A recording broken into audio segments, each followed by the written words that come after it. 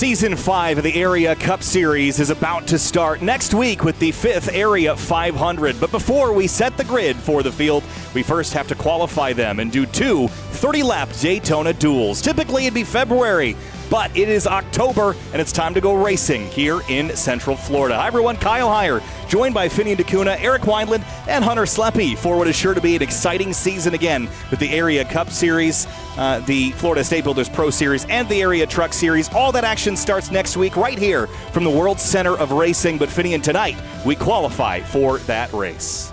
Yeah, I was going to say, it feels like a while since we've seen all of these drivers back in these cars, and I'm sure they feel exactly the same way. You got to wipe the dust off your sim racing rigs and off your wheels to get back into the swing of things. You got some new drivers, new faces, new paint schemes, and a whole bunch of action coming up in just a short while.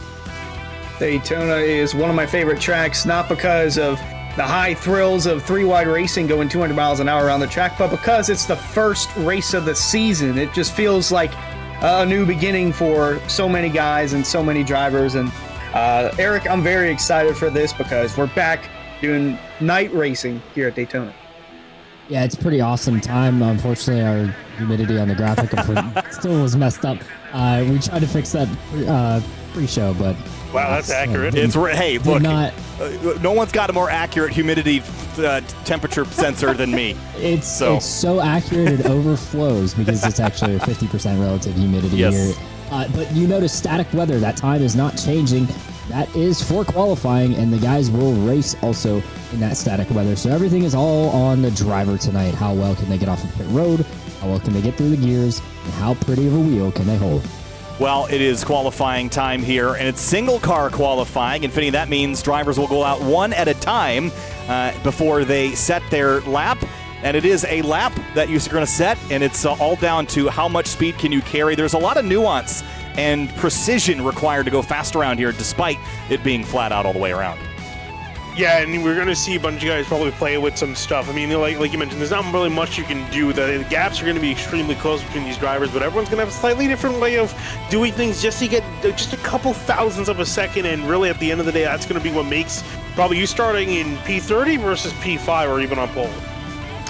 All that matters is being in the front row, whether it's first or second, as the remaining positions get settled by the duels that we'll have later tonight. And last year, it was Kazumi Yoshibu on pole. He'll be one of the open cars going for a spot in the Area 500. And then the defending Cup champion, Jake Nichols, started second in last year's race. So this should be a pretty interesting qualifying session.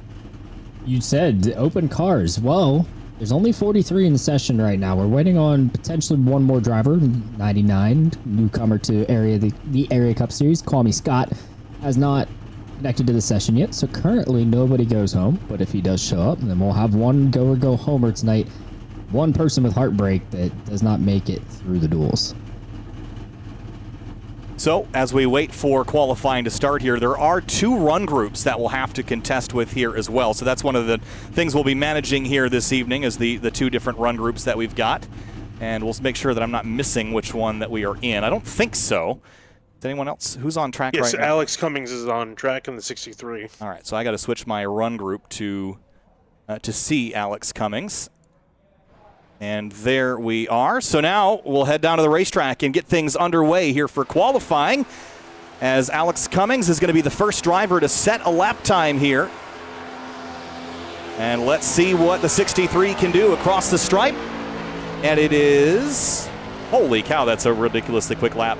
6:05.587. That's almost breaking the speed of sound.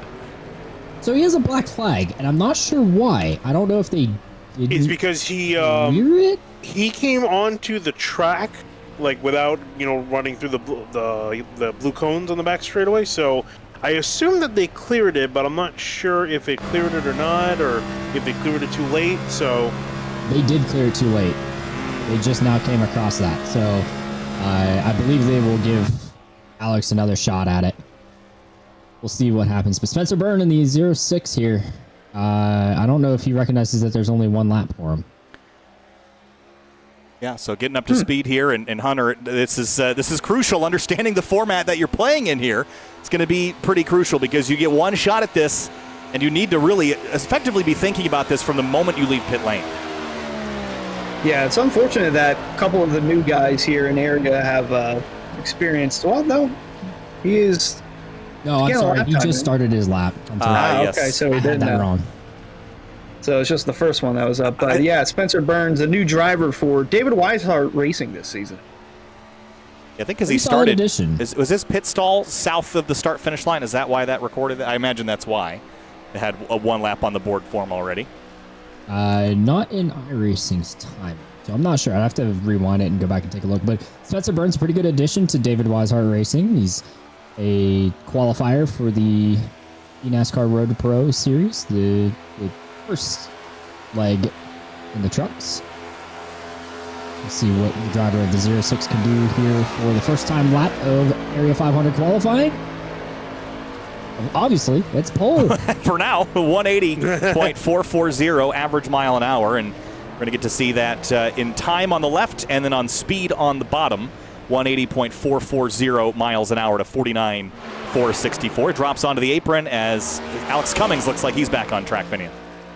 Yeah, I think this is a redo for him, so that way he can get his time in. Was owed a time. Good thing that they gave these guys 3 laps that they were able to put in, so he's able to get another lap going. So we'll see now. He's meant to be is Spencer Burns in the 06, a 49.464 as the number 63 heading on the back straightaway in the middle, and also running in the middle here. I think he's actually on his warm-up.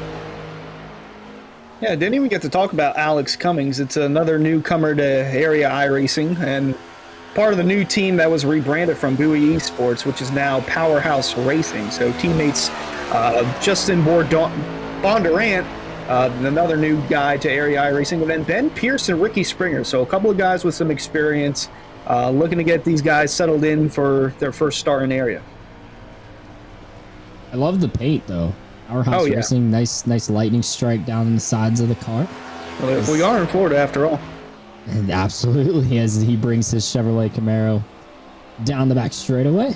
Pretty good split time there for Sector 1. Now, as you know, ovals really only split into 2 sectors, so you'll see Sector 1 and Sector 2. That'll add up to his full time. So we'll get a gist of how well they come up to speed to take the green flag, and then how well of a wheel they can hold the whole way around. See what the lap time is. It was 184.84. That is a 185.43. That is quicker. So Alex Cummings goes to the top of the board in the number 63 Chevrolet. As he comes across the start-finish line, the next runner, number 32, Vincent Cortez, is out on the racetrack. Another newcomer to the series, and a beautiful black and green number 32 Chevy Camaro. Yeah, so this one is interesting here. Part of Miller Racing, and it's a complete rebrand for Miller Racing because the only driver returning to that team from Season 4 is Travis Beckner. And I don't even think he's 18 yet, so he's assumed the role as the leader on the team because the other 3 drivers, as mentioned earlier with Kwame Scott and Jake Matheson, along with Vincent Cortez, they're all rookies. They haven't been in the area before, so Travis has to kind of take on that leadership role, along with crew chief Dawson Miller as well. I would say he gets a little bit of help from crew chief spotter Dawson Miller, who is the owner of the team as well, obviously. So Dawson putting a great roster here in the Area Cup Series to see what one of his rookies can do. Vincent Cortez starts his lap. Off into turn 1. Let's see if he elects for the bottom of the racetrack. Now, you can really tuck yourself up against this yellow line and go the short way around, or you can run maybe a couple feet off the bottom, and Finian, you'd really do that to avoid scrubbing speed. Carrying momentum in every way possible is kind of the name of the game here, and sometimes even with the wide corner radii here, if you run a couple of feet off the bottom, you turn just that much less friction to the front tires, and you can find a little bit more pace there. Yeah, that's the big thing, too, is just trying to find a way to not scrub up momentum. And you might be thinking, how are you even scrubbing off momentum? But it's just that the finer details, you turn the wheel a little bit too much, you scrub off just that much more speed. But for Vincent Cortez, down below the double yellow line, across the line for him, where does he end up? It will be second place, splitting Cummings and Burns. 4.45 there for Cortez. Yeah, it is a pretty good lap. We'll see how it holds up as the rest of the drivers go on, and I think we've got another newcomer here. It looks like it's a 609 Motorsports car. Yeah, this is You guys are Yusuf. going to leave the pronunciation to me, aren't you? Well, I'll tell you. Yusuf Ghali is his name. We're familiar with him from a handful of years ago in a couple different leagues. And it's just funny how the oval racing community here in iRacing all seems to kind of follow us around in some places. It seems like a lot of names have come back around to us. It's the SimTV effect, I suppose. Yeah, no, honestly, it's always fun to see familiar names from different series and even different motorsports, because we've seen a couple stock car guys that were running in the MTech endurance race the other day, Saturday, completely different type of racing, but Yusuf Ghali, this is familiar grounds for him. Stock car racing ran pretty well in the Outsiders Racing League, which is where we're familiar with him from. And looking to see how he can perform here. Gonna have to earn his rookie stripes here as he starts his qualifying lap. Yeah, but a part of the great team as well with 609 Motorsports. You got Connor Horn there, who was just so close to making it to the championship 4 a season ago. Jeremy Miller looking to build off what he's got from season 4. Skylar Shackelford as well. They actually bought an open charter in the offseason. There were a few open charters out. That's why we saw some new faces on some different teams that we didn't expect to see, but 609 was able to acquire a charter, and that's where Yusuf Ghali is the 4th car for that team, and see what his time is coming across the stripe. I don't like that he came off the bottom there off 4. I get trying to let the wheel open up and let the car go where it wants to go, and he proves me wrong anyway because he goes fastest to the top. I didn't like the way the car came off the bottom, but it proved to be fast as Yusuf goes to the top with a 49.42. I was going to mention, we know him because he spent a lot of time up front at those other leagues, so he's going to be pretty interesting to watch, Finian, as Yusuf Ghali finishes his run. Yeah, it's all a lot for him in the 54. Looking at our next qualifier will be the 56, Jake Matheson, one of those newer drivers we just talked about, as he's out rolling on the track on the banking. And I believe another driver from Miller Racing, if I'm not mistaken, Hunter? Indeed it is, and that 56 is actually Dawson Miller's favorite numbers, so there's a little pressure on old Jake here, and that is not a double, that is the Collegiate Pines paint scheme for that 56 car. Something that we've seen Travis Beckner run multiple times last season for both Pro Series and Cup Series as well, but we'll see how Jake Matheson does in his qualifying time. You mentioned added pressure and Dawson's favorite number being 56. Does this make Jake the primary car in Miller Racing? I wouldn't say him be the primary car, but I definitely think the primary is Beckner just because of what he's done in his career and area. And, well, really the pressure is just Dawson loves that number and he wants that number to run well. So I wouldn't say he's the prime car, but he might be the second fiddle. But really all those rookies are the second fiddle, and they're fighting to see who can be the second fiddle, the main guy on the team Miller Racing. But we'll see how Matheson does here going into 3 and 4. Highest I rating on the ovals among all Area 500 ovals is Jake Matheson at a 7.2K I rating. Ooh. So Damn. I believe I've run into him before on the oval side of things. Pretty fast guy. Let's see what he lays down here. 185.57. That puts him P2. Ahead of Cummings, but just behind Yusuf. Man, that lap from the 54 is looking pretty good, Kyle. Yeah, not a bad It's lap. early. It's early, but Not a bad lap at all. And while we're here, we should also mention the differentials. This will show you the intervals between cars. Right now, 100th between Matheson and Ghali. And we've got a couple cars. Well, Casey Lakatos was rolling, but it's Edward Scherer Jr. that's up next. We'll keep an eye. All Chevrolets, though, other than Spencer E. Burns so far. There's a whole bunch of Fords and a handful of Toyotas that have yet to see the racetrack. But a lot of the golden bow ties there, Finian. I was going to say, I'm glad it does seem like this season it's more Mustangs at the very least, so breaking up the barrage of the bow ties near the front, but at the moment you can see mostly bow ties across the ticker. We'll see if this one Ford Mustang can break through as the top 5 for starters, besides Burns, who is in a Toyota. Well, bow ties near the front, coming out of turn 4, a little bit in the middle, coming down low as he comes now to start his qualifying lap. Yep, Scherer Jr. is the new driver for Lucky Duck Motorsports with Douglas Newbiggins, Cedric Hunter, and James Scioli returning. Boy, there's no one that I'd want to shadow other than that 7 of James Scioli. I mean, he was so close last season to being the Area Cup Series champion. He did get a couple other championships, though, the Truck Series and the Pro Series, but We'll see how he does here on his opening lap. And 24.703, so it's not going to be the best split time we've seen so far, but far from the worst. A couple feet off that bottom yellow line, like I mentioned earlier, Finian. We'll see what Scherer can do. Comes out of turn 4. We haven't yet seen anyone in the 181 mile an hour range. It's probably going to be challenging to get there. But Scherer across the stripe, and it is 180.611 and a 49.418, 410 rather, puts him to the top.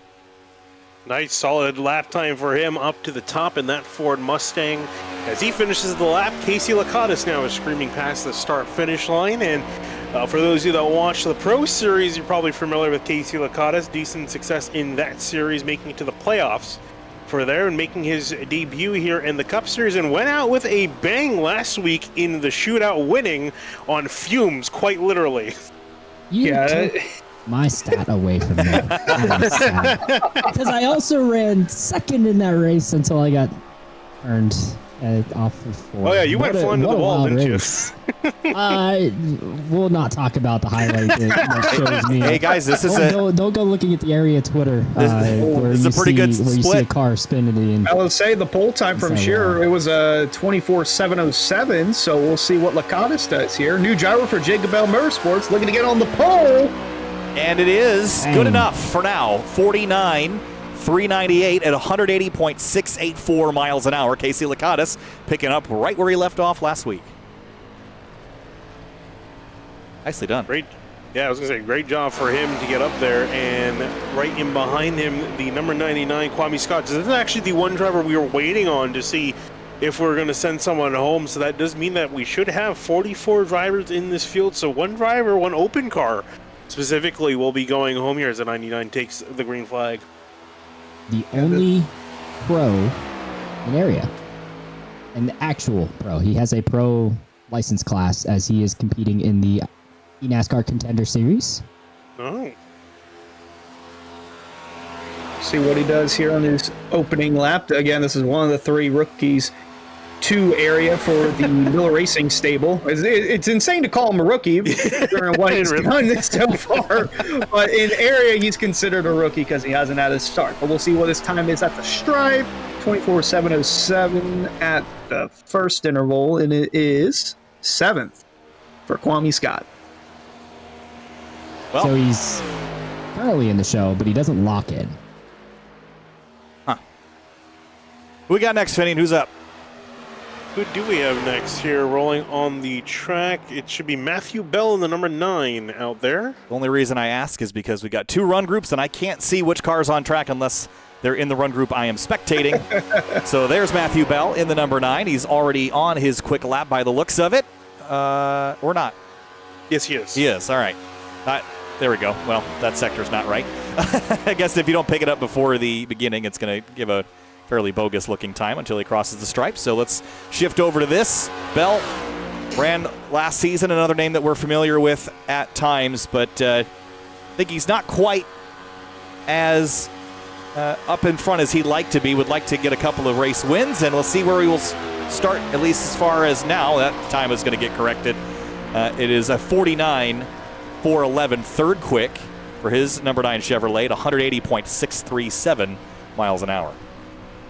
All lap for him, putting him up near the front part of the field, and we got Justin Anasogak now in the 67 rocketing past the start-finish line. Another familiar name to you and me, Kyle, also from Orel, same thing with Yusuf Ghali. So this time he is going to be with, actually I think he's also with Jacob Bell Racing, along with Casey Lakatos both of them joining that team for this season. Indeed, both drivers have made the jump to Cup, but no Cup starts for either driver, so this will be interesting. But you do remember from Season 4, the opener in the Pro Series, and Truck Series too, but more notably the Pro Series, because the entire field wrecked behind him, and Anasoga kicked off the Pro Series season with a win, and the Truck Series season with a win last year, and we'll see what Anasoga does, coming across the stripe. That's going to put him 5th for now, 180.571 at a 49.429. And just to give you a perception of the intervals between cars, again, we're talking single thousandths between cars at the moment.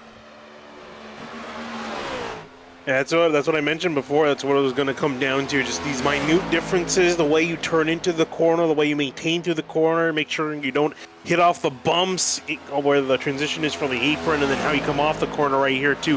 It's just all factors that just affect the thousandths of a second. And I mean, obviously you don't have random gusts of wind, I don't think. Actually, technically, the weather is static, so I think actually the wind shouldn't change. As Shane will put in solid first half lap. Yeah, pretty good split there, Hunter. I was going to say, this is one of the first of 8 open cars, so this is where we start to keep our eyes on those who are trying to make the show. Shane Wolf took a leave of absence last season in area, but is back, has 14 Cup starts, looking to make a 15th here at Daytona across the stripe. Looking like it's going to be a good time. No, it is not, actually. It's 11th. That first half, it looked like it was going to be a solid time. So, Finian, you mentioned no wind. I raised you that the mile per hour is changing. Oh, it is changing. Not significantly. So there is at least still sky movement in the session. So the wind has stayed right around 8 miles an hour, plus or minus 1 whole mile an hour. But that can be the differences. This is our first onboard of the night with Blake Hoppy. Oh yeah, we do have Blake on board actually. Speaking of, look on board as he runs his qualifying lap down the back straightaway. Just goes center track. I don't like that they come off the bottom.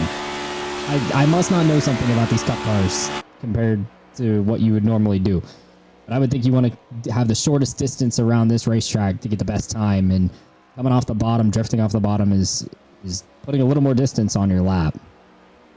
Well, coming off turn 4, Blake Hoppy, another one of the open cars, trying to make it into the area 500. Going to go sharply down on the apron across the stripe.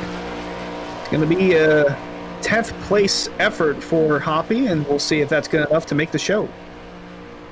Yeah, 180 so 442. Everyone gets a chance at the duels. I want to clarify that for us, Hunter, because I messed that up earlier. No open car locks in on speed. It all comes down to the duel finish. The lowest finishing open car across both duels will be eliminated, and if there's a tie, they fall back to their qualifying time. The Mason Kane up next. Seen him before, familiar with Mason. In the Huckett Films 31 Chevrolet, rockets down the back straightaway here. And maybe we'll get the slightest bit of tailwind assistance. And while it might not be a lot of fluctuation, I don't think we can call it negligible with these big sail-shaped next-gen cars. It's kind of up to luck, but that's how it is in the real world too, Finian. Yeah, no, I'm seeing it fluctuate. I've seen it as low as 7 miles an hour and as high as 10 miles an hour, and depending on how you catch, that could be the difference for Mason Kane. We'll see if it helped him at all or if it hindered him at all as he comes rocketing past the start-finish line. 49.408, just shy of Casey Lakatos, about 1/100th of a second behind. And that is another open car in the Area Cup Series, so if that time stands for second, he won't even have to worry about having to outrace someone in any of the duels because I'll be good enough for making the show on its own. But we will see. So I'll have a handful, actually quite a few handful of cars left to go out and qualify. The number 87 Blaze McKinney, if I'm saying that right, is out on track. Yes, it looks like it. Nice livery on this car as well. Nice and sharp. The carbon on the side and that red on the splitter looks the part. And McKinney is already making his way down the back straightaway in the Blaze Designs Chevrolet. Now, there's only one Ford in the top 10 at the moment, and while that doesn't make any difference as far as your engine or your pace is going to be concerned, having friends around you doesn't hurt, Finian, and especially if you're brand loyal, you're going to pick a bow tie if you've got one on the nose of your car as well. Yeah, I imagine also, I think you're definitely going to look for your friends who are, I imagine are also going to be in similar machinery, but 87 comes across the line. For him, was it a quick time? 49.4, corrected itself. In 8th place, pretty much smack dab in the middle of the field.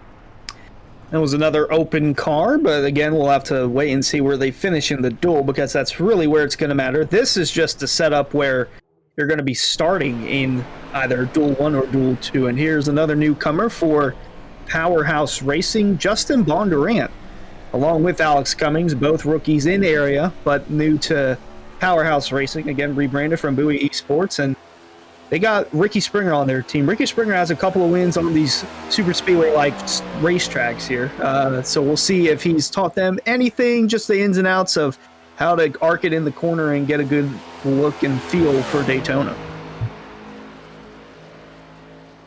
Bondurant works his way out of turn 4, and we'll head back to the stripe in the number 11, another Chevrolet. There's so many of them. There's a lot. A lot of Fords towards the bottom of the order that have not yet put into time. We'll see what Bondurant can do. It is going to be a 49.469. That is a bit of a disappointing lap. Puts him 14th of 15 starters. Yeah, it'll be near the tail end of the field. I think he's going to be hoping for better in the main event. As we look at AJ Roderick now in the number 10. He starts his lap past the start-finish line. This is another open car, AJ Roderick.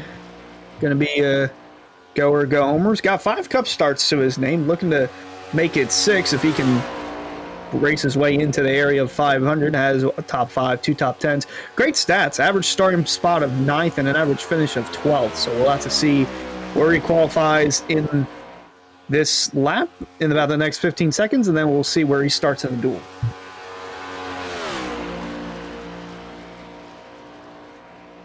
Roderick now on the bottom of the banking as he leaves turn number 4. Let's see where the number 10 Chevrolet winds up on the timing and scoring. It is going to land him at a 49.421, fifth quick at 180.6 miles an hour exactly.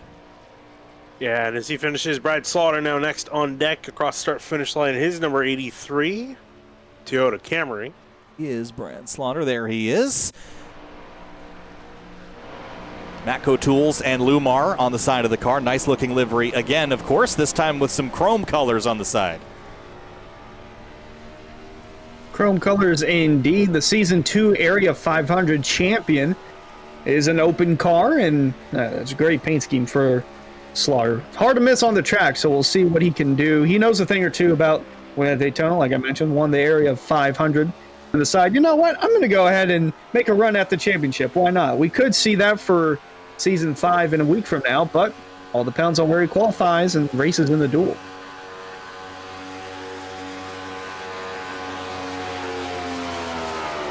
And Slaughter comes across the stripe, and it is going to be a 49.406. Goes to second on the board at 180.654 miles an hour. Great time for him. Still, no one has yet to beat Casey Licata. 17 drivers have qualified. We're nearly halfway through the order, and no one seemed to have been able to topple at the time that the 50 has put up earlier in the session. Dom DeLeo out on track, and his number 22, there he is on screen as well, looking calm and collected, hanging, holding that wheel straight, and you can see him steadily move it back to center as he comes back on the straightaway. Just the smallest movements. And looking through the Cup Series at the different switches from guys going to new teams being formed, Fazekas Motorsports is the only team where all their drivers are returning. So Michael Curran, Dom DeLeo, Cameron Hernan, and Greg Mitchell all staying in this tight-knit bunch. Could call it a family as he comes down the stripe. Will be a good enough time to dethrone Casey Licata. And 49.4. Only good enough for 13th place. So wipe another one off the board as I've caught up down here on pit road with Casey Licata. Casey, I was sitting with you watching Brad take his run, and you said, whoa. So you're sweating every single one of these out, currently on pole by just under a 100th of a second. How we feeling? I'm feeling all right. I know a bunch of these guys are very fast, and, you know, coming off of our win at the shootout, I'm very hopeful. But just happy to have a ride here with JBR, Jacob Bell Racing, the sponsors on the ride, Sim TV Area Shop. I mean, they gave me a great ride. I love Daytona. I love the super speedways. Excited to see what we can do here this season. Fingers crossed, I'm looking down the line to see who's up. And again, just a lot of fast names, but coming in as a rookie, I'm hopeful we can show up and not be shown out. Well, Casey, I hope we're talking to you later on. Obviously, we got to talk to you last week, and you sweat out another one. Jeremy Miller goes P3 on our board. But congratulations on the shootout win, first of all. I didn't get the chance to chat with you after that, after I was trying to challenge you for that. But no, nonetheless, great lap, and hopefully we'll be talking to you later We'll maybe check back in with you and see how much you're sweating. Thank you very much, and hopefully I continue to sweat because that means I'm at the top of the board. Overall, thank you very much for the congratulations on that. You didn't see me after the race because I was pushing the car back to pit road. I'll back to you in the booth. Thanks, guys. And Kazuma Yoneshiwu on track in the 84, the Sunoco car. Really good split time there, a 24.631. That's trending up into the top 5 if he can pull it off. And we've seen a couple cars lose some speed right at the very end of the lap. So we'll see if Kazman can cling to it, but so far so good. Yeah, so far so good for him. Again, ran really well in the last area 500. We'll see if he can get up there once again. In the 84 comes up a little bit at the end. I'm a bit surprised. I don't want to stay down there the entire time, but it's just shy of toppling Casey Licata's 5,000ths of a second off. He'll have to settle for second place. Wow. The defending Area 500 pole winner will not be winning the pole this time around. We'll see what Skylar Shackelford can do for 609 Motorsports in a somewhat similar color scheme. So we see the 88 go flying by. Had a couple top 10s last season, looking to build off that and try to challenge Connor Horn for some wins. Yeah, looking really good so far. Let's see what the split time is. A 26, or sorry, 24.6 is good. It's not quite as good as Yoneshiwu's was, but it's still in the mid 24.6s, Finian, which is trending towards a top 5 or 6 position. And so far, the 609 cars have run pretty well. Miller up in 5th place. Let's see if Shackelford can match across the stripe now. It is going to be a 49.427, so that drops him down the order down to about 10th spot. Yeah, so it is, I believe, by his other, no, I'm trying to look, where is, so Jeremy Miller is in 5th, so a little bit behind him in 10th place. As we look now to the next qualifier, Dwayne Culberson in the 81 machine. Old Dwayne Culberson, been a familiar face here in the area. So he's looking to get things going for another go at the title with Solar Flare Racing. As mentioned, Jake Nichols, the defending area champion for the Cup Series. Tyler Nichols again. And then they have a newcomer that we'll talk about a little later on whenever he gets out there. But Culberson looking to get a good start here in Daytona. Question about Jeremy Miller. Was that the same one from Fuel and ORL? Yes, it is. And like we said, it seems like they follow us around and they get right back up where they left off up at the top of the board. Culberson across the stripe in the 81. And it is going to be a 49.433. That's a disappointing 13th. I think he would have liked a bit better than that. David Weishart next up on track, Finian. Yeah, David Weishart on track and in a Camry this season, which is a bit unusual than what we're used to. Normally runs a Chevy Camaro or Chevy cars, Toyota Camry this season. And if I'm not mistaken, it's looking here, is he returning full-time for Cup? He is. He is not listed as a open car. He actually bought charters back, so David Weishart Racing has made its return to area. Actually, no, it's been in area. What am I saying? But he did think about retiring and then did a couple of races here and there and decided, you know what, I'm going to come back at it. So Senesac, Grant, Weishart, and then as mentioned earlier, Spencer Burns are the 4-horse stable for David Weishart Racing. But will we see the 33 climb to the top of the charts here, coming across the stripe? Not quite. It's going to be about 11th spot. And you see that not disappointment, but not elation either. Jacob Bell next up on track. He was inches from an Area 500 win last season, Finian. Late race yellow flag, and the race control selected the one as Seth Knoll, but Jacob Bell was so close. Just didn't quite get it done that time. Yeah, and not only that, then we went later in the season to Talladega, and quite literally the same thing happened again. So you have to imagine you can't get struck by lightning 3 times in a row, and I'm sure for Jacob Bell, he's just hoping it doesn't happen a 3rd time.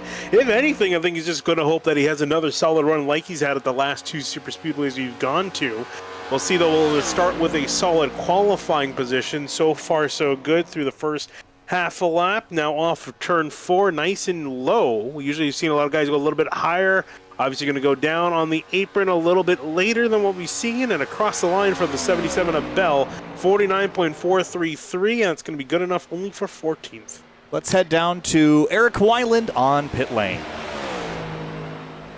All right, guys, caught up down here on pit road with the Cameron Hearn, one and only driver for Physicus Motorsports. Cameron coming off a cup season to forget last season. A success in the other two series, obviously, but what's going to take to get turned around this season here in the Area Cup Series? Honestly, it's all on me. Be a lot smarter, put myself in better situations. Don't be more reactive, let things happen. Then try to take advantage of those guys going at it. Just try to go at it with a level head and be there at the end, not take myself out or put myself in bad situations and ruffle people's feathers and get mine ruffled back. Well, it sounds like you absolutely got your mind in the right place for getting things turned around. So what's it going to take tonight to get yourself up toward the front there? We saw Cosmin Yonishiwa, Brad Slaughter, Jeremy Miller. They've gotten close, but nobody's knocked off Casey Lakatos yet. Yeah, I'm just looking to put down a solid lap. I use a super high ratio when it comes to wheel, so my wheel moves around a lot, and it's really not good at these tracks. I try to turn it down to be smoother, but I'm just not used to that. I've been running a really high ratio pretty much my whole career on iRacing, so just trying to be smooth, hold the bottom line, don't do anything crazy, just try to get a good start for the duel. Alrighty, well, you're getting summoned to pit road, so I'll let you get back to it. Best of luck on this qualifying run. Awesome, thank you. And he was summoned, and he's on track now as Cameron Hearn heads down the back straightaway. It's a 24.692, a little bit slow in that first half-lap trap speed here, Finian. Let's see what Hearn's got coming out of 3 and 4. Yeah, and it's, this can make or break it here. We've seen a lot of guys good in the first half lap, and they don't quite nail the last part of it. Out of turn 4 now, a little bit low. And through the trial, will Cameron Hearn be able to recover, keep the lap going? Across the line is Ford Mustang number 4. And he'll only be, down in P20. Well, room to improve on for the duel.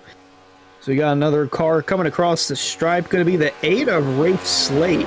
No, it actually looks like Rafe Slate's not in the servers. We're skipping to Bryce Sinizak next. Yep.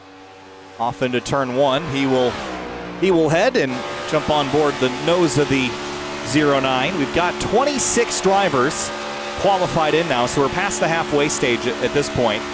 And only one Toyota and one Ford in the top 10, Finian. So this is probably the chance for the Toyotas and Blue Ovals to start showing up in that top 10.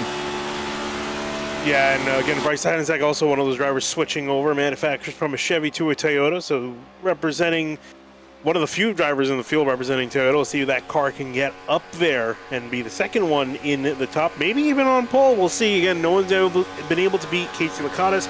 Cosmin Yonishiwa got close. Can Bryce Sinizak get close to that in his 09 machine? As it comes across the line, it is only going to be good enough for P20. Chris's sports cards on the 09 of Sinizak for David Weishart Racing. Still looking to see if Slate will rejoin the server or not. Other than that, we move on to Ed Robertson. Now, I know this is a tough one for Ed and I because it is the month of October, but it's not just October. Red October. We're both huge Phillies fans, so this is tough for us to do. Gotta imagine it's more tough for Ed Robertson to do, trying to focus on qualifying for the Area 500 pole and having to watch the Phillies go on at the same time. I think you guys need to change. I think they need to change their trademark, Hunter.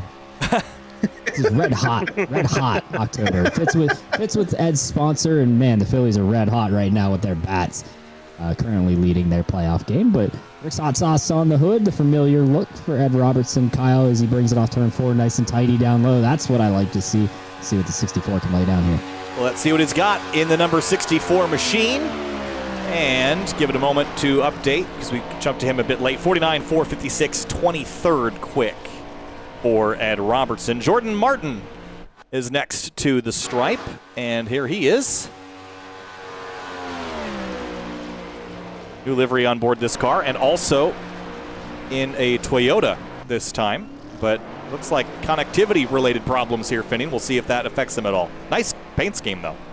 Yeah, another runner for David Weishart Racing and a beautiful TRD Monster Energy Toyota Camry. A little bit actually damage, it looks like, to the left side, I think, when he popped back in, at least on my screen. I'm not sure how it's looking for you.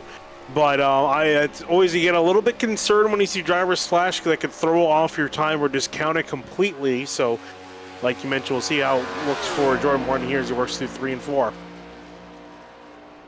I have it listed as an open car here, so we might be an affiliate with David Weishaupt Racing, but on areaiRacing.com, it's listed as an open car. Nonetheless, we'll see. Sorry, I was thinking of a different driver. My apologies. And obviously, we'll give it a second to correct. Up to 4th place, a 180.649 mile an hour lap. That's a pretty strong effort there by Jordan Martin. As we jump now to Tyler Nichols. Finney, go ahead.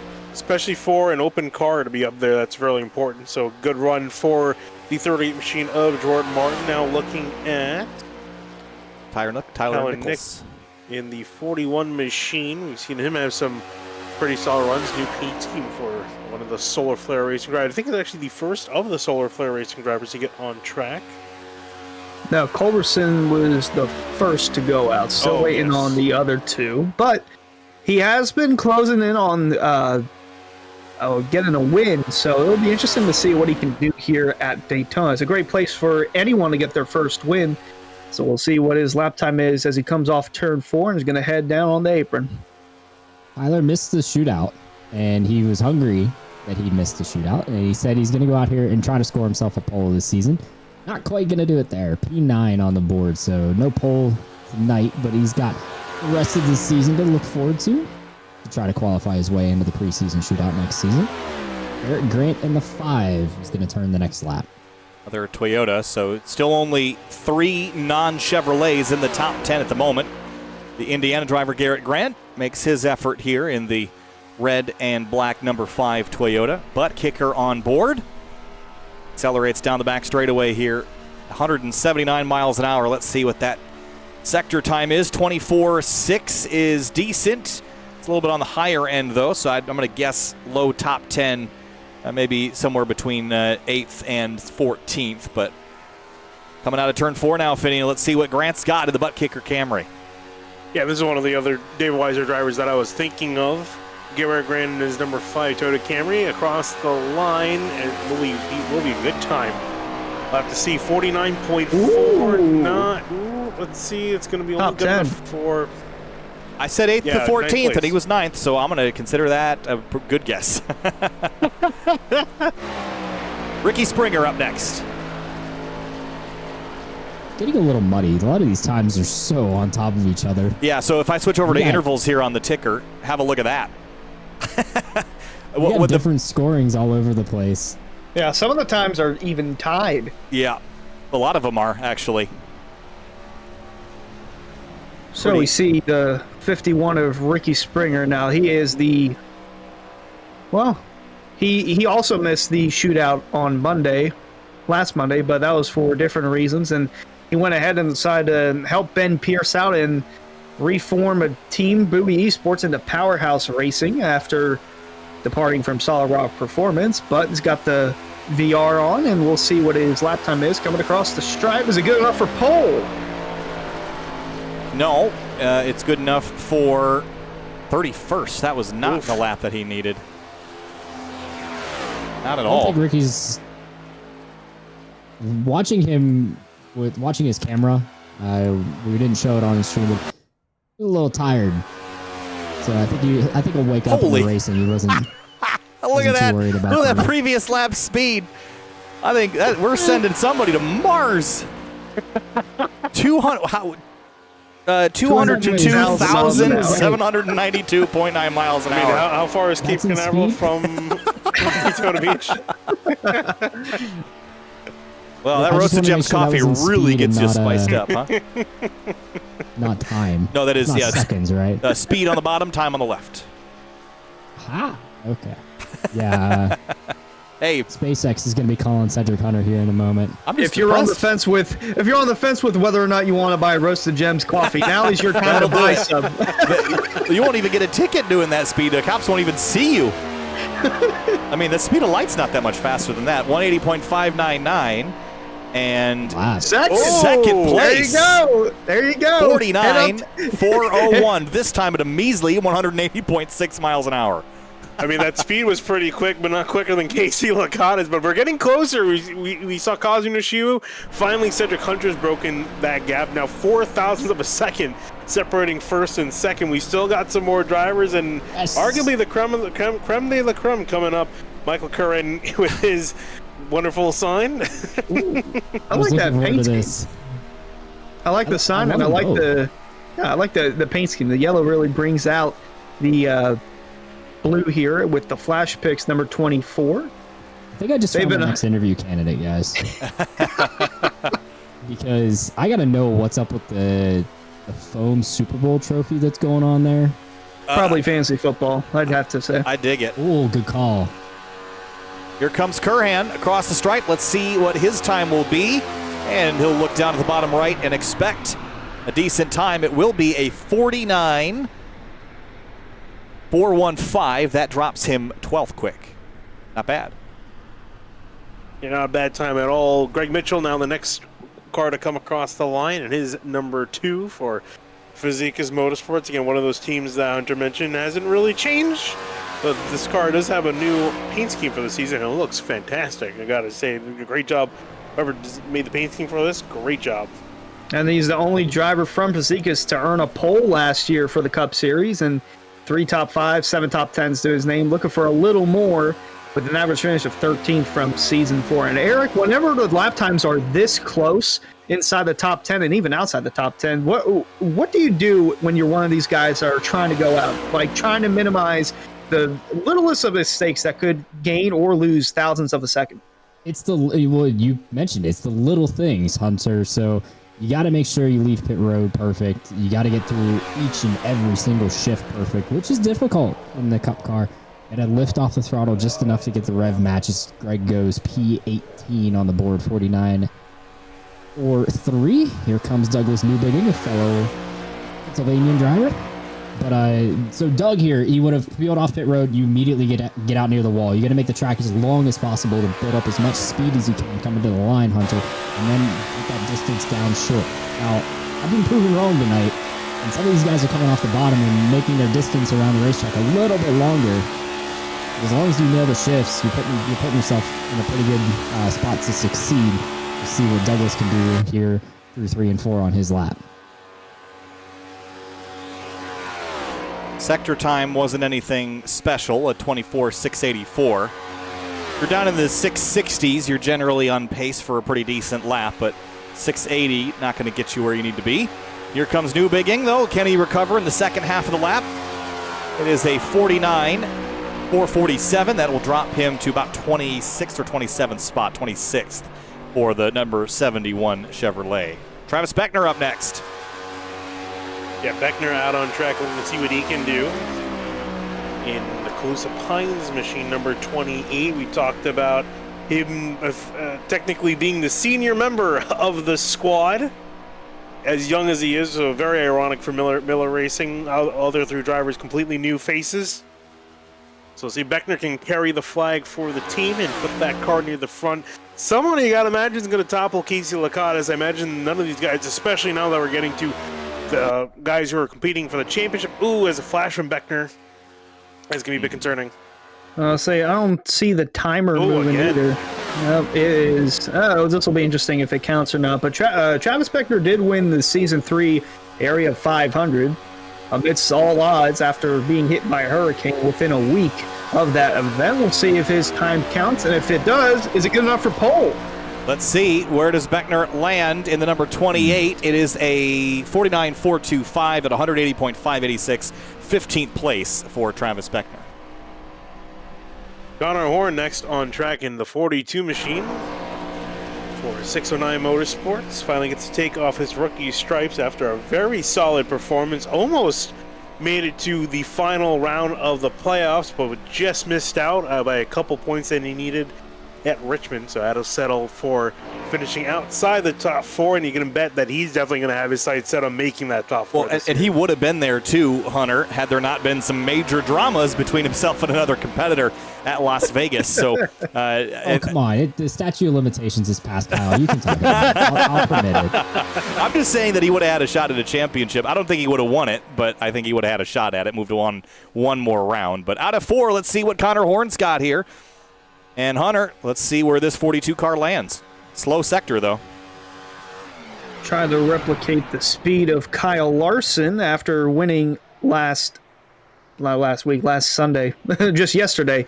Only good enough for 12th, though, and we'll see what he can do in the duels as we have just a handful more of cars left to go, and that is the 3 of Ryan Hart. No, Ryan is not in. He is not in there. Didn't make it. Seth Knoll up next. We're down to our final 4. Now it's our final 3. Yep. Area 500 winner from last season. In the last moments of the race, there was a crash that caused a yellow flag, and Seth Knoll was ahead by the narrowest of margins. Went on to win that race and then be a real title threat after that, Finian. I don't think a lot of people were expecting that after the Area 500 win, but he just got hot at the right time and proved everybody wrong. Yeah, I was gonna say that was the craziest thing to see is he just really turned it up. Similar to what we saw Ricky Springer do the season prior, just turn it up in the playoffs, made it to the Final 4, and really had a solid shot. So now we'll see what he can do here in his number 1 machine, now in a Chevy Camaro. Can he join the rest of them near the top? We'll see as he comes across the line. He's a quick time. Well, number 1 BP1 49.412. No, only 10th fastest. Yep, and he is a new member for Solar Flare Racing, so imagine that with him and Jake Nichols.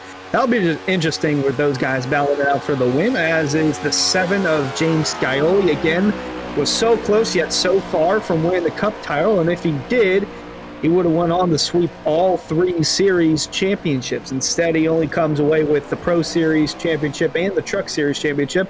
Has some unfinished business left with Lucky Duck Motorsports. He wound up getting 5 wins, 9 top 5s, and 11 top 10s. His average finish was 11th, and he does have a couple of poles from season 4. We'll see if he can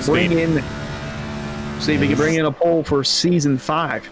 This looks good, Kyle. He is nice and steady. He's smooth on his corner exits. He lets the car go where it wants to go.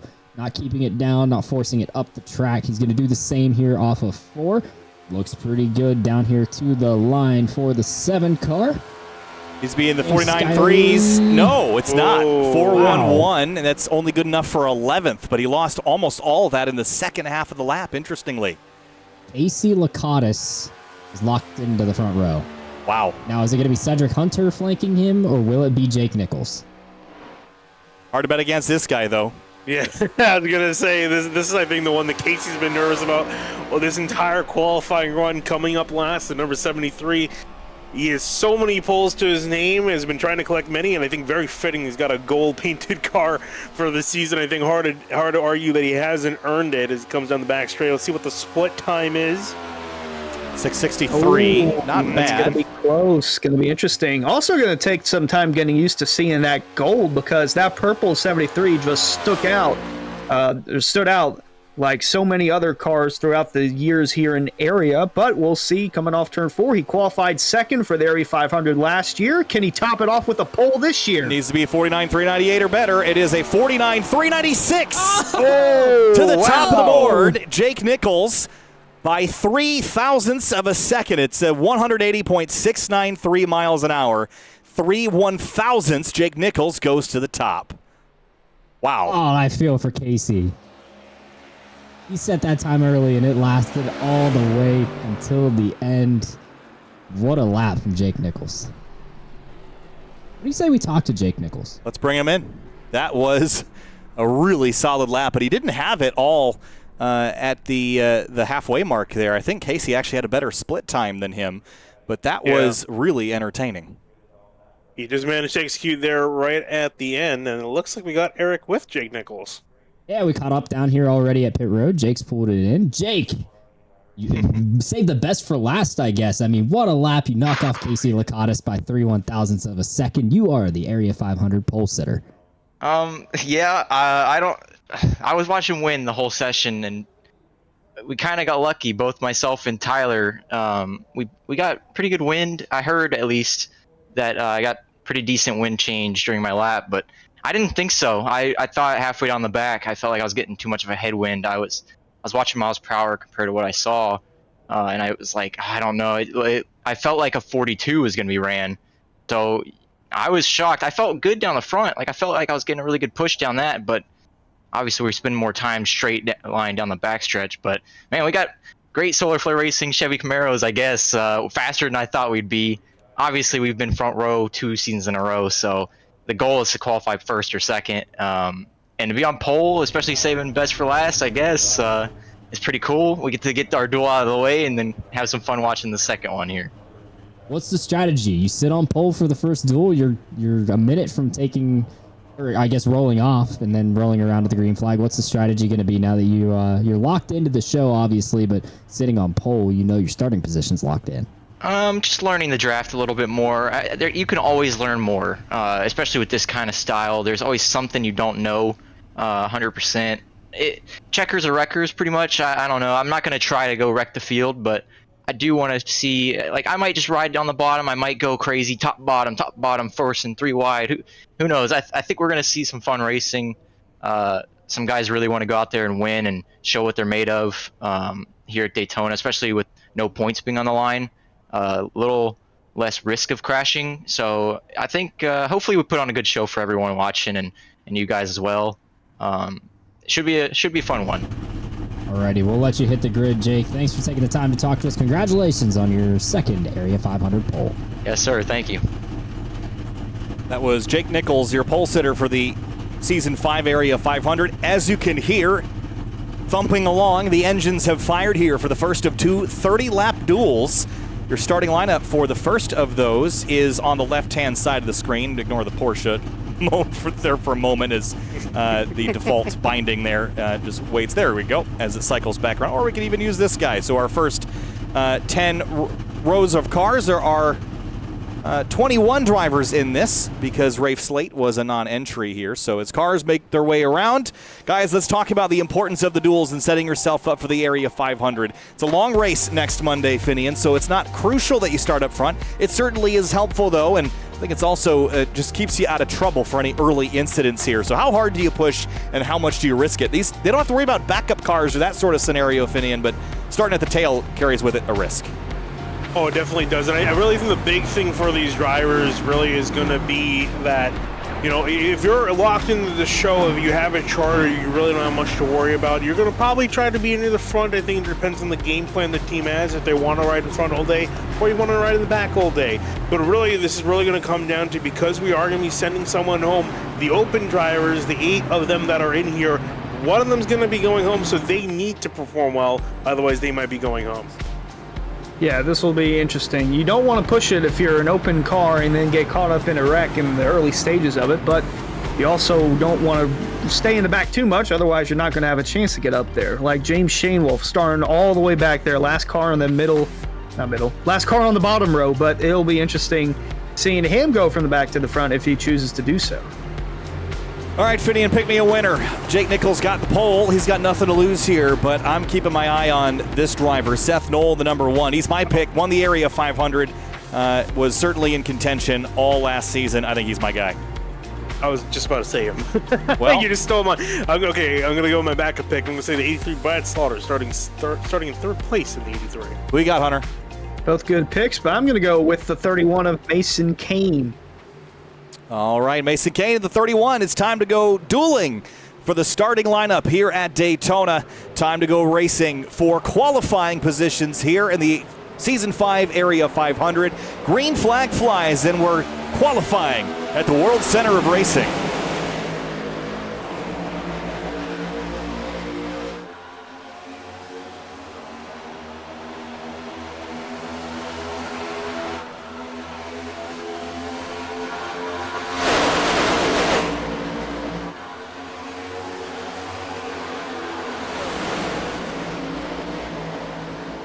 Three wide down the back straightaway as the 31 bails out here early. Nichols surges to the front with help from Brad Slaughter Jr. in the 83. Then it's Scherer Jr. Garrett Grant, and Cedric Hunter, the rest of the top 5 here early, Finian. Yeah, Nichols leading him on down a solid drive on the bottom lane, but the 13 Cedric Hunter starting to come back just a little bit. You see him diving down low to side draft a bit as they come through. Jack Nichols to lead lap number 1. Couple car length advantage on that inside line. Now only just one as the 13 of Cedric Hunter looking to make a big charge on the outside of Nichols.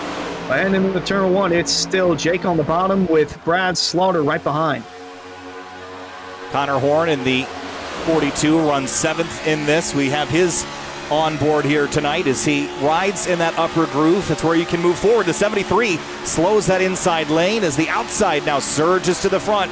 Slaughter Jr. takes the lead but stays up top with Cedric Hunter in that 13.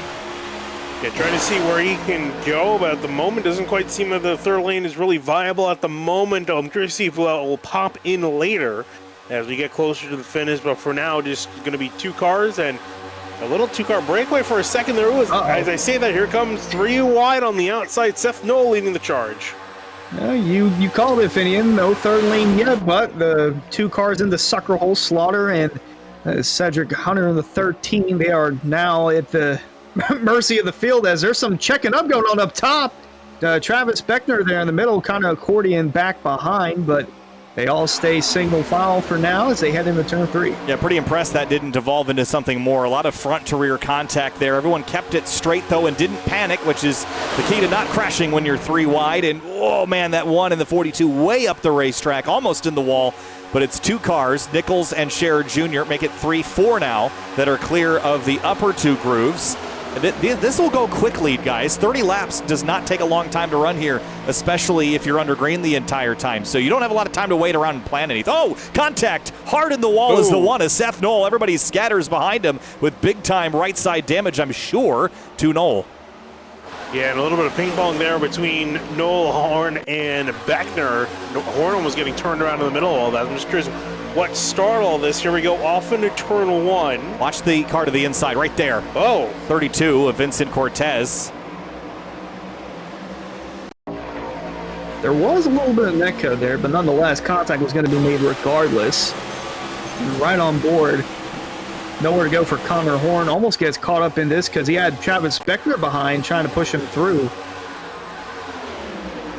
All the while, up front, we've got everyone kind of straightened back out. Cortez still runs 7th. Now, Horn and Beckner and all the cars that were behind that contact have dropped kind of out of that lead group. And I just wonder how much damage does Horn have? He got scraped into the wall, but I think the nose of the car is okay. But are they going to lose the draft with that little loss of speed that they had? I don't think so. I think they got enough. They got about a 3-car pack going. I would say, as long as they just keep in it, they don't fight amongst themselves, they should be able to catch up. That's it. It doesn't look like they are still falling off. There are 2 cars in behind them, so maybe they can regroup, and get back to the front. But it's Garrett Grant leading with David Weishart, so teammates try to control the field. As I say, that Cameron Hearn diving down below was going to follow in with Jacob Bell behind to try to take the lead away on the bottom lane. Yeah, Hearn looking to go with not teammate, but going to be blocked actually by Garrett Grant. And as the field rolls their way down the backstretch, we head down the pit road for an update from Eric Weinland. Hey guys, your first pit report of this season. It's not a good one. I was with Solar Flare Racing when Seth Knoll took some damage. Listen in. Wow, that was awful. You good, Seth?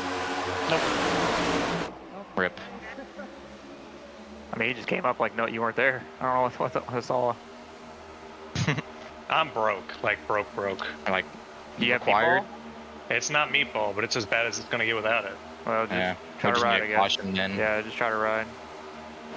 So not good news down here in the 1 pit, guys. It's Seth Knoll is not looking good as things are getting a little dicey back on the racetrack. Yeah, I was going to say the 42 drove right back up into this field, so if he had any damage, it's not hurting him now. Right up into the middle of everything here, working lap 7, and someone lit the fire here.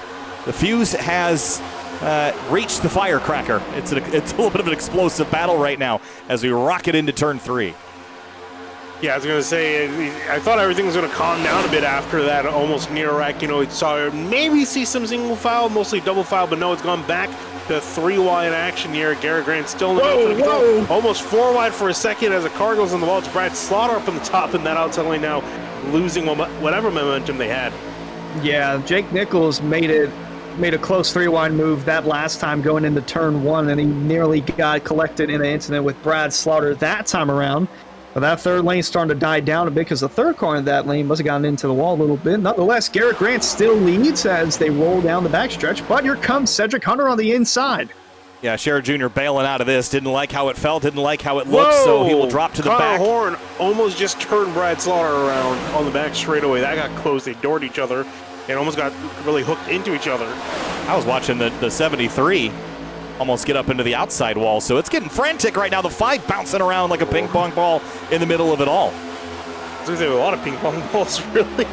Everyone's kind of bouncing off of one another. Whoa, you see 33 David Weishart and the 83 Brad Slaughter leaning on each other in the tri-oval. Man, these guys are feisty for this. This is only the duel. We're not even 10 laps into this, and they're racing like it's the last lap as Jake Nichols has brought that third lane back towards the front. Here he comes on the outside of Cedric Hunter for the lead as Grant and Weishart try to regain momentum in the middle. But it's a dead horse race between the 13 and the 73 into turn 3. We had kind of a tame shootout because it was kind of marred by fuel mileage, but that's not a concern tonight. So now we're really seeing the true colors of everyone here as they're getting ready to race again in Season 5. And they have just absolutely lit the candles here. Working lap 10 of 30, still 21 laps to go. And it is very racy up front at the moment. Yeah, one of the things that surprised me with Brad Slaughter, too, is he goes rocketing around, gets a huge head full of steam on the outside lane. Ooh, car in the wall. Oh, that is Shane Wolf. It's an open car. I was going to say, he started last in this and was making such good progress inside the top 10, but clipped the wall there. Door shut in front of it. Actually, it's a good thing to look at here as you look at the replay. This is surprising. I think he's got him by himself. Yeah. He's got a little too close, got sucked into it in the 75. Did a great job getting back off of it. As you look back to the live shot, he's back in it. He came flying down in front of Blake Hoppy and Mason King. Those are the 2 other open cars he's fighting with to make sure he can make it into this race. Watch the 73 now get this run on the back of the 5 of Garrett Grant. Stays in line. Hunter does as well. Down on the inside, there's that car on the very inside. The 71 of Newbegin. New livery on board. Here comes a 28 of Travis Beckner up the middle of the Calusa Pines Camaro. And with a big head of steam with assistance from the 32 of Cortez. It needs a little bit of more help to try to get a push forward. Got Cameron Hearn also in behind on that outside lane, but not quite enough momentum that they need there. They need Shane Wolf to catch back up to give them a bit of a bump. His bottom lane got a little bit disconnected. Here comes a 28 and the 32. Aggressive bumping from both of them. Well, that 28's about to get almost sent around with how aggressive the 32 is shoving. Indeed, and Cedric Hunter trying to peek his nose out and jump on that outside line. He still has enough time to do so. I don't think he has enough time now. Riding on board here with Justin Bondurant. So he works his way inside the top 10, and that bottom line still chug-a-lugging along down the backstretch. Look how hard the 32 is pushing Beckner, and look how effective it was. Cameron Hearn's got assistance now. Jake Nichols pops to the outside, but Hearn's still got a big head of steam in the middle pack here. 3 abreast. Check up on the bottom lane. That's going to help Hearn a little bit. Needs some help. Shane Wolf getting in behind him, but a little bit too far now. Brad Slaughter Jr. jumping to the bottom lane. Shane Wolf a little bit loose.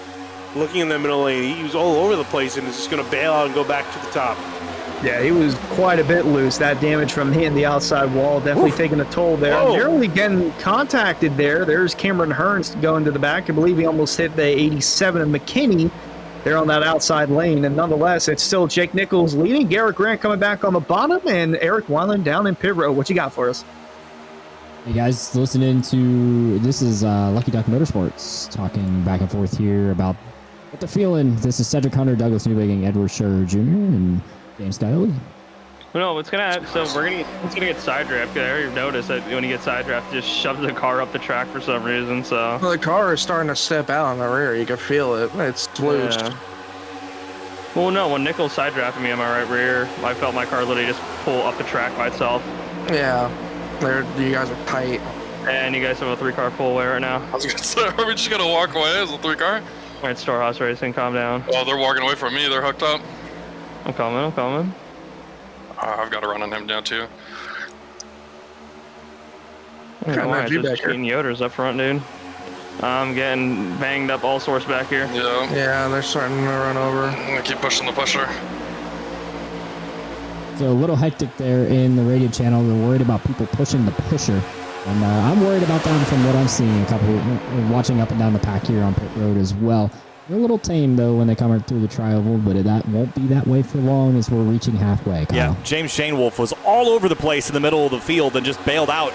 He was just struggling to hold a steady wheel in the middle of everybody there. You're kind of devoid of reference points when you get to the corners. You don't have a lot of dotted lines like you have at Talladega where you can follow a reference point. You have a set on the outside, but nothing in the middle other than that tarmac divider there. So it can be really hard to pull that middle groove. Big checkup out of 2. The 83 gets a shot from behind Finian as we head down the backstretch. Yeah, I'm not sure if it is that damage that he got earlier, but something just seems off. Ever since that damage, that car just looks wicked loose anytime it's side drafted by any cars in the field. He just can't quite seem to hold on to it when someone's directly to his outside. So might be something he has to keep in mind as Garrett Grant's going to rocket around the outside with a big push from the back of Travis Beckner. Now Garrett Grant almost going to push the 20 in the wall. Big block on the 73 and Jake Nichols to keep him in behind. Big movements down the front straightaway. Look at the 87 trying to slot up ahead of Cortez. Almost in the wall. The 42 of Horns in the middle, 3 wide.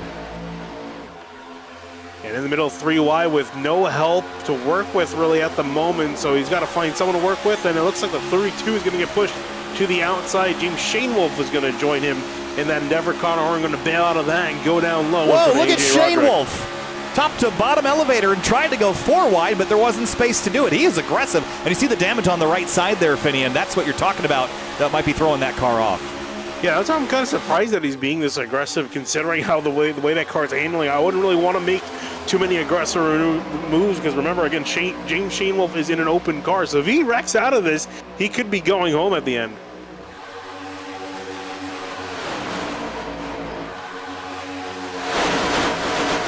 $14 laps to go. We're past halfway now. Still dead heat here at the front between Grant and Nichols. Those 2 cars have been persistent players at the front. So has the 13 of Cedric Hunter. Beckner has been playing the game there on the high side, giving a shot to the back of the 73. And I just have to imagine with how aggressive they've been running that we're going to get a yellow before this is over. And it's going to change things drastically. Where'd Beckner go? He's gone. Uh-oh. Away he goes. And he's back. Will he come back? Up there he is. That's always a scary thing, especially when it comes to pack racing, when you just pop back up in the middle of the field. But lost a lot of ground because of it. They lost all that draft. Now Horn's going to give a big shot to the back of the 28. You saw how soft that contact was. Don't think the ping's quite back yet for the 28, and it's going to slow everybody down now. Yeah, and they had to slow way down to get to the back of the 5. So now everyone coming from that top lane to the bottom lane they go. A new one is formed. Here comes Blaze McKinney, and in behind him, Jake Nichols in the 73 on her. Blaze McKinney trying to get something going. Cedric Hunter moves down low. Doug Newbigging now on the outside trying to get something going with the 32 Cortez on the bumper pushing. Then look, we got both lanes side by side. Here comes a strong run off of 4 for Newbigging. Cortez still pushing. Whoa, aggressive push coming across the stripe to 12 to go. You know what they say about aggressive, Finian? 12 laps to go. I was going to say, I haven't seen anyone go around just yet. These guys over halfway through this race, and somehow we haven't seen a yellow flag. That still very much could change. We got a lot of racing left to go, and here, now it's where it's really going to count now. These guys are going to be more aggressive than they have been. Somehow they're going to be more aggressive than they have been this first half of the race. So coming across the backstretch, some 3 wide. We go in studio setup here with David Weinsar running 4th here in the race. Right behind Brad Slar, trying to work his way into the Area 500, and we're going to be coming off turn 4 and down the front straightaway right past our own Eric Weiland. Eric, what you got for us? You guys are looking at David Weishart. I'm looking at Connor Horn. The intensity on his face is ratcheting up. Just listening in to his radio as well. He's not too pleased with the 28 of Travis Beckner. Go Travis blinks, then blocks. That's smart. This is hilarious. Just been trying to wreck for like this entire race. Speaking of trying to wreck, there I go. Connor said he is surprised that we have not wrecked yet, and I kind of am too. Because Me some of these, Me some of 4. these moves, guys, are wild. Yeah, it's been a pretty frantic race so far, and with 10 laps to go, it's only going to ratchet up. Like I said, I think we're expecting to see a yellow. Connor Horn wiggling and wobbling there, leading that inside groove with the 73 of Nichols in behind. Nichols came up the middle a moment ago, then fell back behind. So I just don't know how cooperative people are being. This is only to start the Area 500 here, so the consequences for making a mistake are not all that huge. That's why we're seeing the aggression here. Now, if you're running an open car like Shane Wolf, you have to kind of temper that aggression, but he has not really shown any signs of doing that. And it's a big fight here towards the back part of the field. AJ Roderick, Blake Hoppy, Blaze McKinney, Mason Kane, and James Shane Wolf are all they're all near each other, fighting for that last spot. Currently, AJ Roderick is the last of the open cars. He's set to finish 17th. Unless he kicks it into high gear. I'm wondering here if he's just going to hope that there's going to be a wreckage chase. Oh, there they go, the 42! Connor Horn. Oh my goodness, what a hit to the inside. Oh, and a big wreck on track. Cameron Hearn up and over in the air. The yellow is out. There it was. Knew it was coming. The 4's in it, and there are more, but Connor Horn was the first of many to get involved in that. Oh, that car is crab walking. It might be done. Go back and see how Connor Horn got turned. He was off the nose of the 73, just got hooked, and he's going to hit the wall hard there on the inside. That was a big, big hit. And then after that was when everyone else, so Hearn was actually following Connor, then he had to check up, and that's where, wow, he went up and over. My. Wow. Look at that, Robertson avoided that too. Yeah, so watch again. The 4 turns right here, gets clipped by Grant, goes ahead of the 11, and then gets tripped up and over, goes for a wild tumble on his roof here at Daytona, lands back on all 4 wheels. The 64 Robertson just misses it. But he got a great view of the undercarriage of the 4 there. Yeah, let's check in with the number 11. He also got a pretty good view of it, being involved in it directly. Justin Bondurant. Oh, this guy just got a full face view of car, and nothing he really could have done. Well, and that 64, like we mentioned.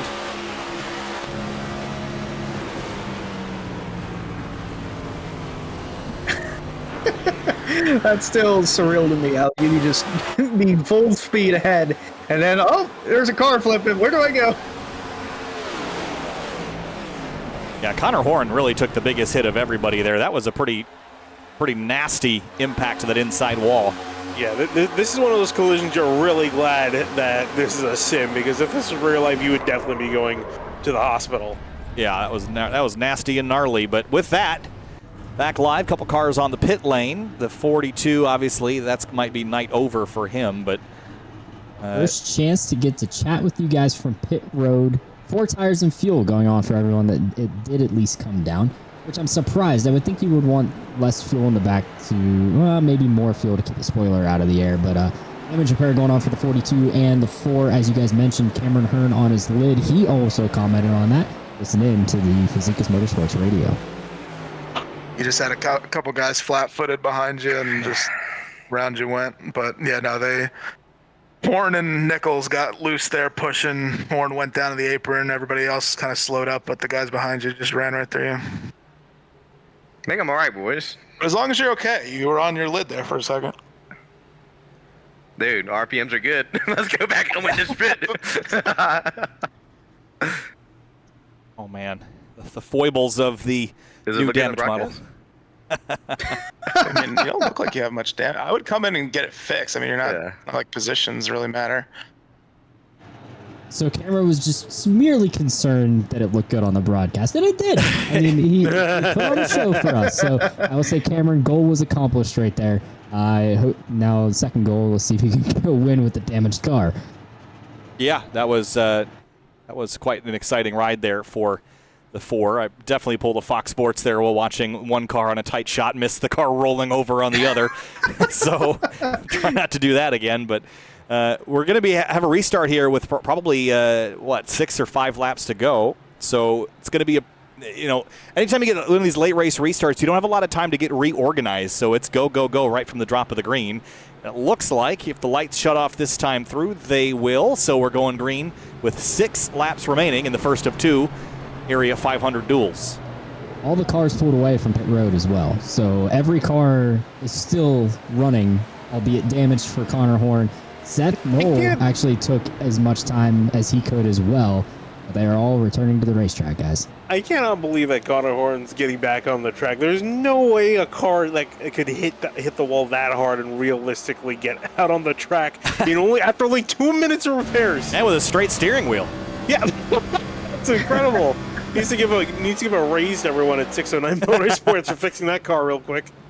Made those suspension parts out of carbon nanotubes or something. Apparently. Well, with what happened last Monday at Daytona, nothing will surprise me anymore. If that 4 car comes back and wins, it will be the first time in area history that a car has been upside down and went on to win a race. First time for everything. Yeah. Now, there have been cars that have spun and won a race.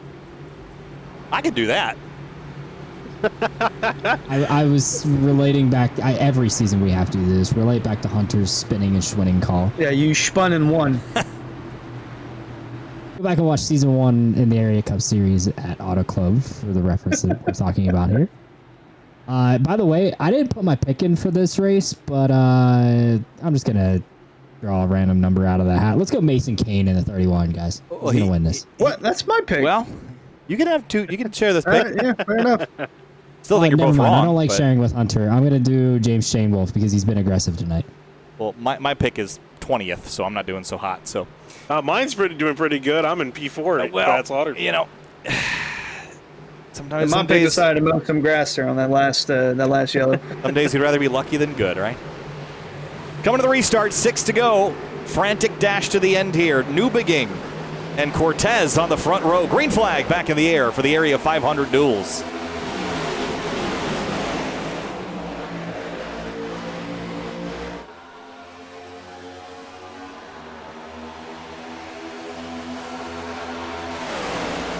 Moves up to the upper groove. Everybody does, except for the 83 and the 17, a Scherer Jr. They're fighting a different fight in the bottom of the racetrack. It is a busy place up top. Yeah, Vincent Cortez and Douglas Newbegin wasting no time to jump to the top, and they are hauling the mail on that outside lane. 13 top to bottom as the 83 got sucker holed there. He's deciding, I guess, carry the momentum, hoping someone will work with him. He's going to get the 17 and car in the wall. 75 of James Shanewolf catching up as AJ Roderick's in the wall, and that's not good. He's an open car, and he's dropping down the order. Coming across the stripe will be 5 laps to go as the field rolls through the tri-oval. It's still Doug Newbegin leading the way on the outside, but all it takes is one to get one going on the inside, and that could boost the starting position for either Weishart or Cortez as they roll through turn 2 and down the back.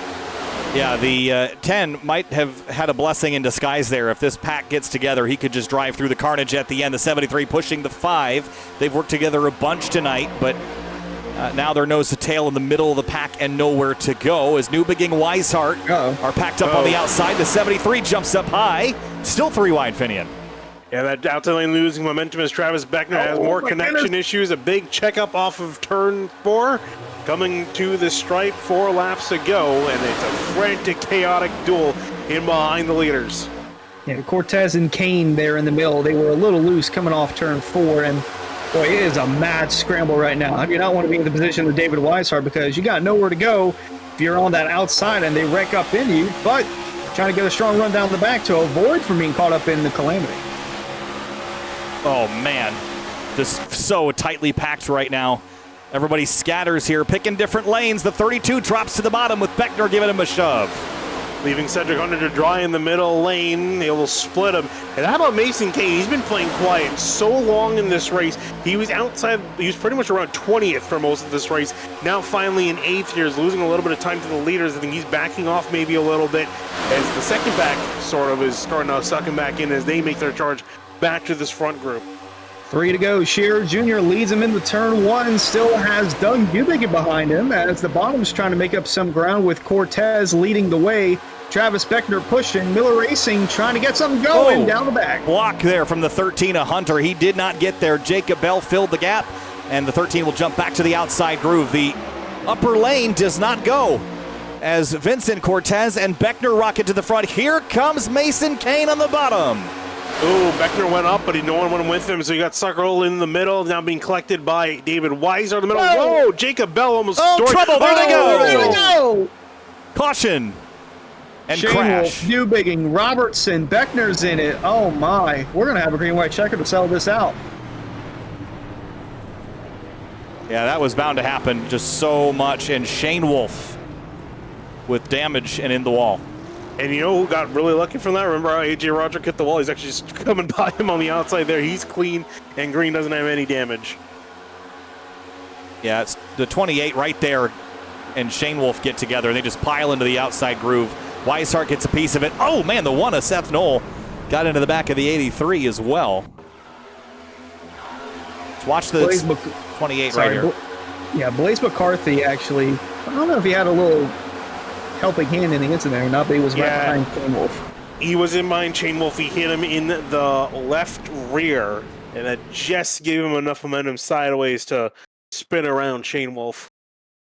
And they come off of 4. The 75's on the bottom. So he drifts up, but he had a bit of assistance there from the 87, and that's what kind of sent him into the side of the 28. And then, man, the 64 couldn't avoid that one, could he? And watch this one of Knoll just missed the 83. Wow. As they piled in there just past the entrance to pit lane. That was a big one. But we're going to get to do a restart here again. And Connor Horn was crashed a little while ago. He sits in 12th now with an opportunity to move even further forward. Yeah, and also, how about that? Cameron Hurden sitting a few cars ahead of him. Actually, the car ahead of him right now, he was on his lid, and he's running up there. That car's been competitive. Well, I needed more Tupperware. You can reuse those lids a handful of times.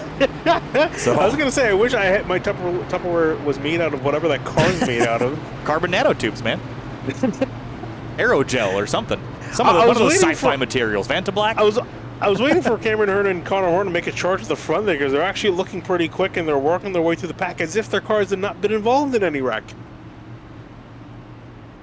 Well, Mason Kane, he fought and clawed his way after chopping back early on, and now he's going to restart on the outside row in the front row. Well, the Area Cup Series goes racing for the Area 500 next Monday at 8:45 Eastern Time. Will be broadcast right here on SimTV and on twitch.tv/Area iRacing. That's what's coming up next week. But of course, as we make our way through this race, we've still got one more to go as far as duels. And before we get too much farther in the evening, race fans, be sure to subscribe to the Area iRacing Twitch channel. As a subscriber, you'll have Area iRacing emotes to use in the chat. You'll also earn double channel points as a subscriber that you can use to redeem for free merchandise, all at the price of just $5 a month. And race fans, start your engines with a fresh cup of Roasted Gems coffee. Choose from some of the finest coffee beans from Colombia and Peru, or try the blended flavors of French vanilla and hazelnut.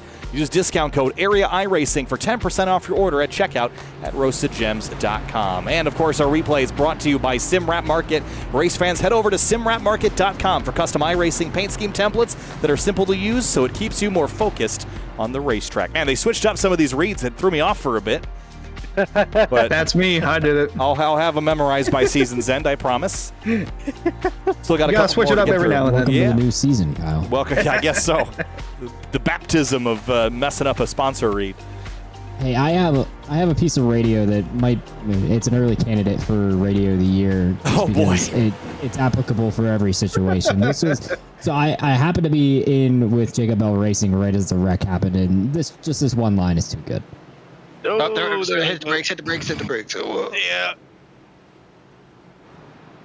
That was the spotter call for Ed Robertson to get on the brakes, and there was a lot of noises made in there.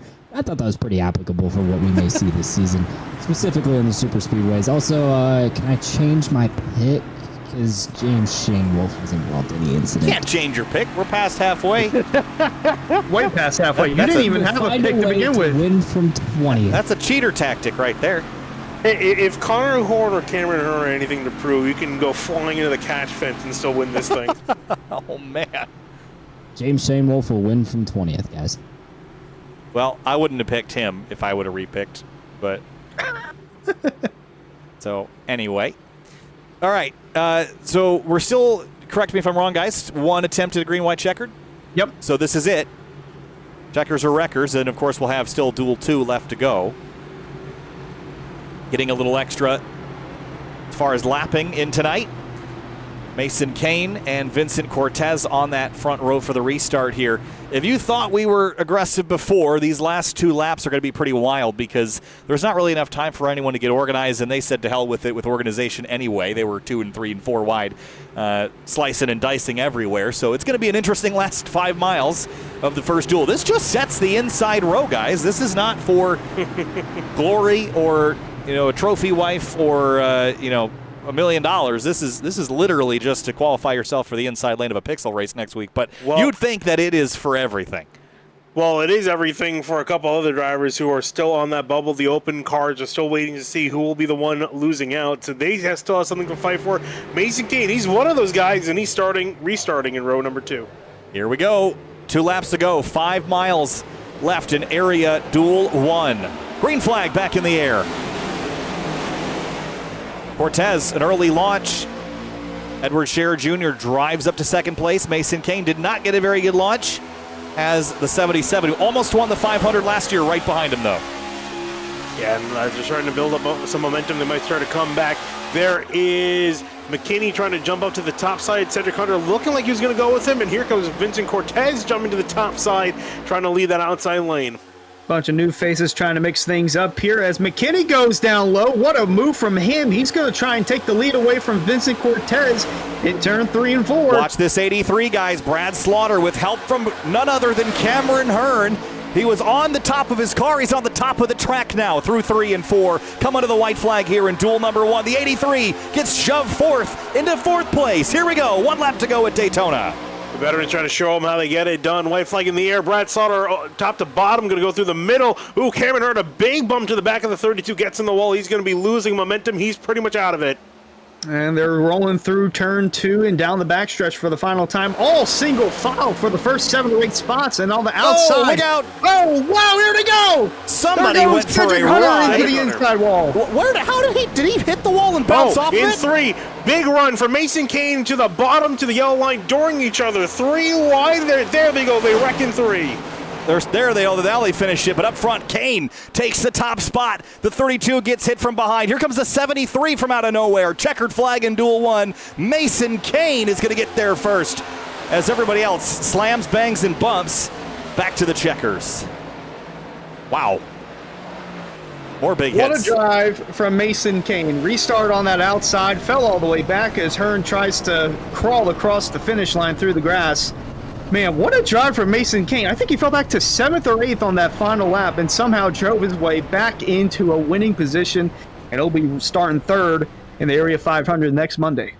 Cameron Hearn, big-time damage. Yeah, we need to go and see what happened to Cameron Hearn because he had a huge crash testing out the new damage model. Oh, holy cow. That thing just exploded. Yeah.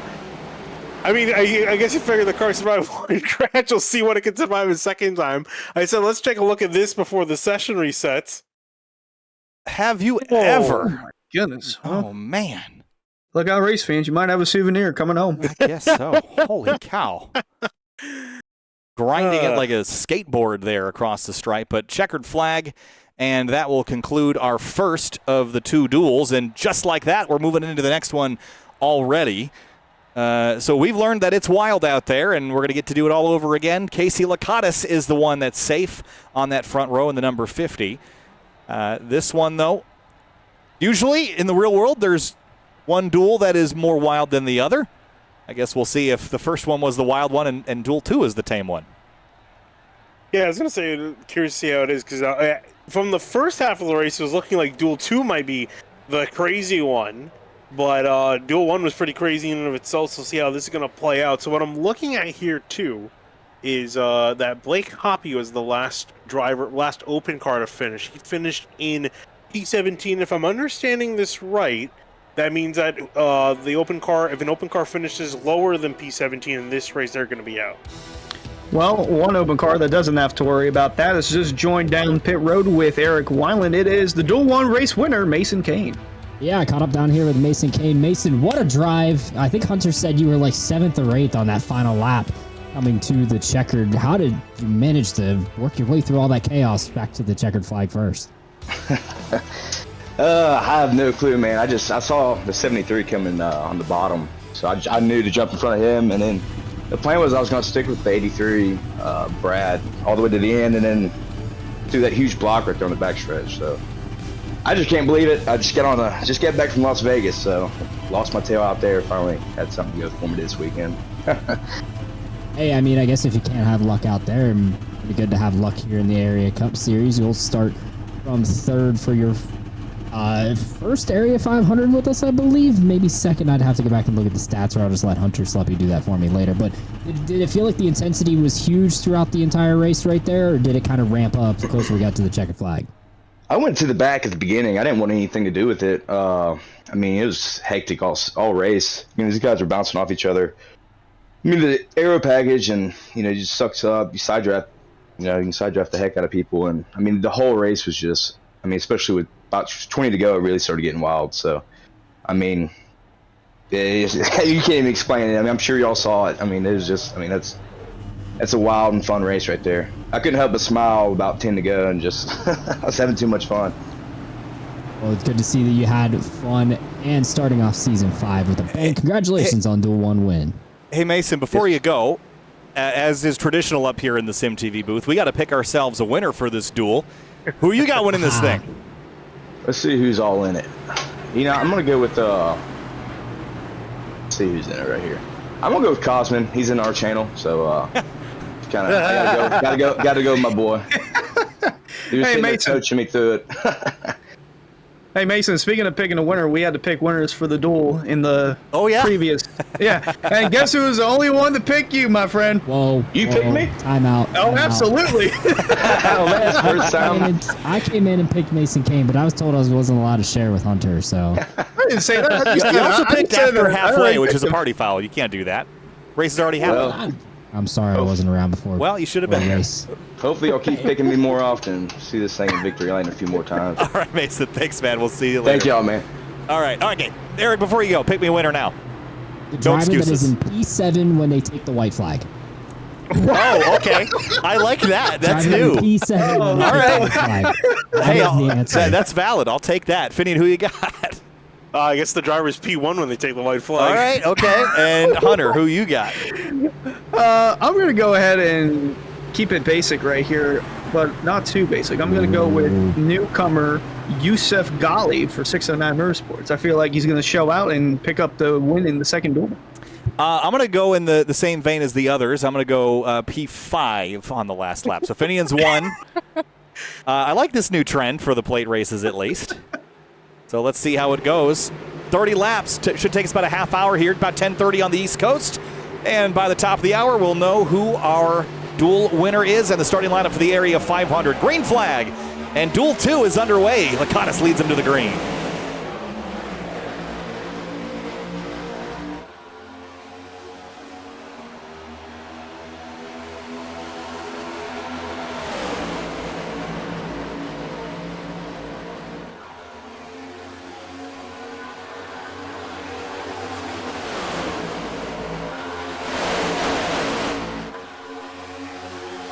Oh, middle 3 wide already on lap 1 up the middle. That is new liveries, getting used to him there. The 30 of Jeremy Miller, the self-described plate goat. Finian, he's wasting no time getting to the front. Yeah, and push push Cosmin Yonishiwu out of line, so he will jump to the back. Jeremy Miller leading on the top. He got the 7 of Game Scallion behind him, and actually I think Casey got that at the line. Indeed, he did by 0.06 of a second over Jeremy Miller. So they continue to run side by side up there. A reminder that Mason Kane also dropped from the front to the back in the beginning of Duel 1. Could be seeing a familiar trend here in Duel 2 with Cosmin Yonishiwu dropping to the back, but nonetheless, still side by side battles throughout the top 10 and for the lead. Swapping the positions between Casey Laconis on the bottom and Jeremy Miller on the outside. To finish first, you must first finish. That's clear. And through 3 and 4 now, Laconis, who has been, well, he's going to jump up to the high side, but he has just been so impressive with such a wild strategy at the shootout last week. Now, Laconis is certainly not shy to play strategy, but tonight The strategy is to race hard and be in front at the end. Now, he's basically guaranteed a spot up front, so he can race free of having to play that strategy. He can just race. That's got to be freeing. Oh, definitely. And just, again, he's carrying some really good momentum. He's done a fantastic job. Technically, he's on set for a grand slam, which I don't think we've ever seen in area. Winning the shootout, taking pole in the duel, taking pole for the 500. Then, if he can win the duel and then win the 500, that would be a grand slam. So he's done 2 out of 4. And we'll see if he can perform in here and finish in 30 laps time in P1. On the field races by down the front stretch, and leading this time by is going to be Jeremy Miller with the 7 and James Scioli on his bumper. Don't talk too much about him on these super speedways, but nonetheless, 7 car is pretty fast everywhere we go, and as the field rolls through turn 2, we'll head down to pit road for an update from Eric Weiland. Yeah, I just wanted to double check on the Grand Slam thing. We're not talking Casey. Yeah, I know. I realized I misspoke when I said that. Okay, I just wanted to double check and make sure that this is Duel 2 and this is the outside line. But we'll still hold you to it, Finian. If he can do that, that would be pretty darn impressive that he won the shootout and a duel and potentially the 500 next week. Lap 4 of 30, clicking him away pretty quickly here. Background. This has been a lot more orderly already the first couple of laps. We're on lap 4. Well, I think by lap 4 we had people already darting from lane to lane. Well, okay, fine. Yusuf Ghali. We started to see a third lane form as Kyle just had to open his mouth. Lane forming in the middle, Yusuf Ghali in front of him, the 06 Spencer Burns, another newcomer to the series. Both of them trying to work their way to the front. They really need a third car to get it going, and they're not really going anywhere. That top lane really seems to be the place to be with Jeremy Miller up on top. I'll say they really need a car in between Spencer Burns and Cosmin Yonoshiwa because their paint schemes look so similar. The only thing that stands out is the rear for Yonoshiwa. It's more blue in the back, but nonetheless, still up front, Jeremy Miller with James Scioli leading way on the outside. That bottom has not gone anywhere. Oh, and that car just scraped the wall back there. Whoever was in the bright blue. Yep, Ben Pierce. But it's a 5-car breakaway on the outside heading into turn 1, and we got some movement down low. Yeah, big movement there. Ooh, the Lakatos car is going to chase the 09 of Senesac up the hill. And Kwame Scott in the number 99. He's given the shove to the other Calusa Pines car, the 56, but they are going nowhere as the middle and outside groove come rocketing back to the front, and Yonoshiwa in the Sunoco car spin. Whoa, Jeremy! Look out! Oh my goodness, there it is. Oh, and Yusuf Ghali involved as well as Dwayne Culberson. Caution out already on lap 6. Wow. Somehow that only collected 3 drivers. That happened right at the front of the field. Yeah, that was not what I was expecting. Just because we had, otherwise it wasn't that crazy. It wasn't calm, but watch the 7 of Scioli. Does he dart to the bottom here, or does he just give right here, goes to the bottom and just turns the 30? Yeah, it looks like side drafting gone wrong right there. Man. Oh, big hit there for that blue car in the upper groove. Didn't get a look at it. At this from a more front-on angle here. Does the 30 move down? Just really?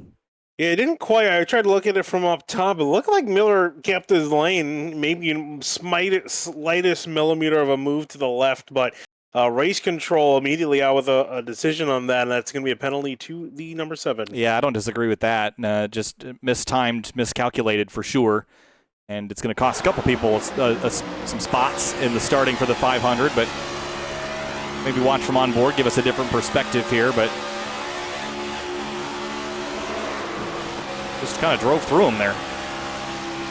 And then the car that I think gets the worst of this is actually Ricky Springer, because he got sandwiched on both sides and broke the suspension. Watch the 51 here. Right there. Oh, yeah, right in the door and the front left and the door. You can see the wheel just running on the ground and the sparks flying from that car, so he is stuck in pit lane having to fix it. They're actually struggling to get to pit lane if you want to look at it right now. He can't even turn the car off the pit wall. It's not a pretty sight down here on pit road. All but 8 competitors are currently on the lane trying to come down and get some damage fixed. Ricky Springer did have to tow it appears.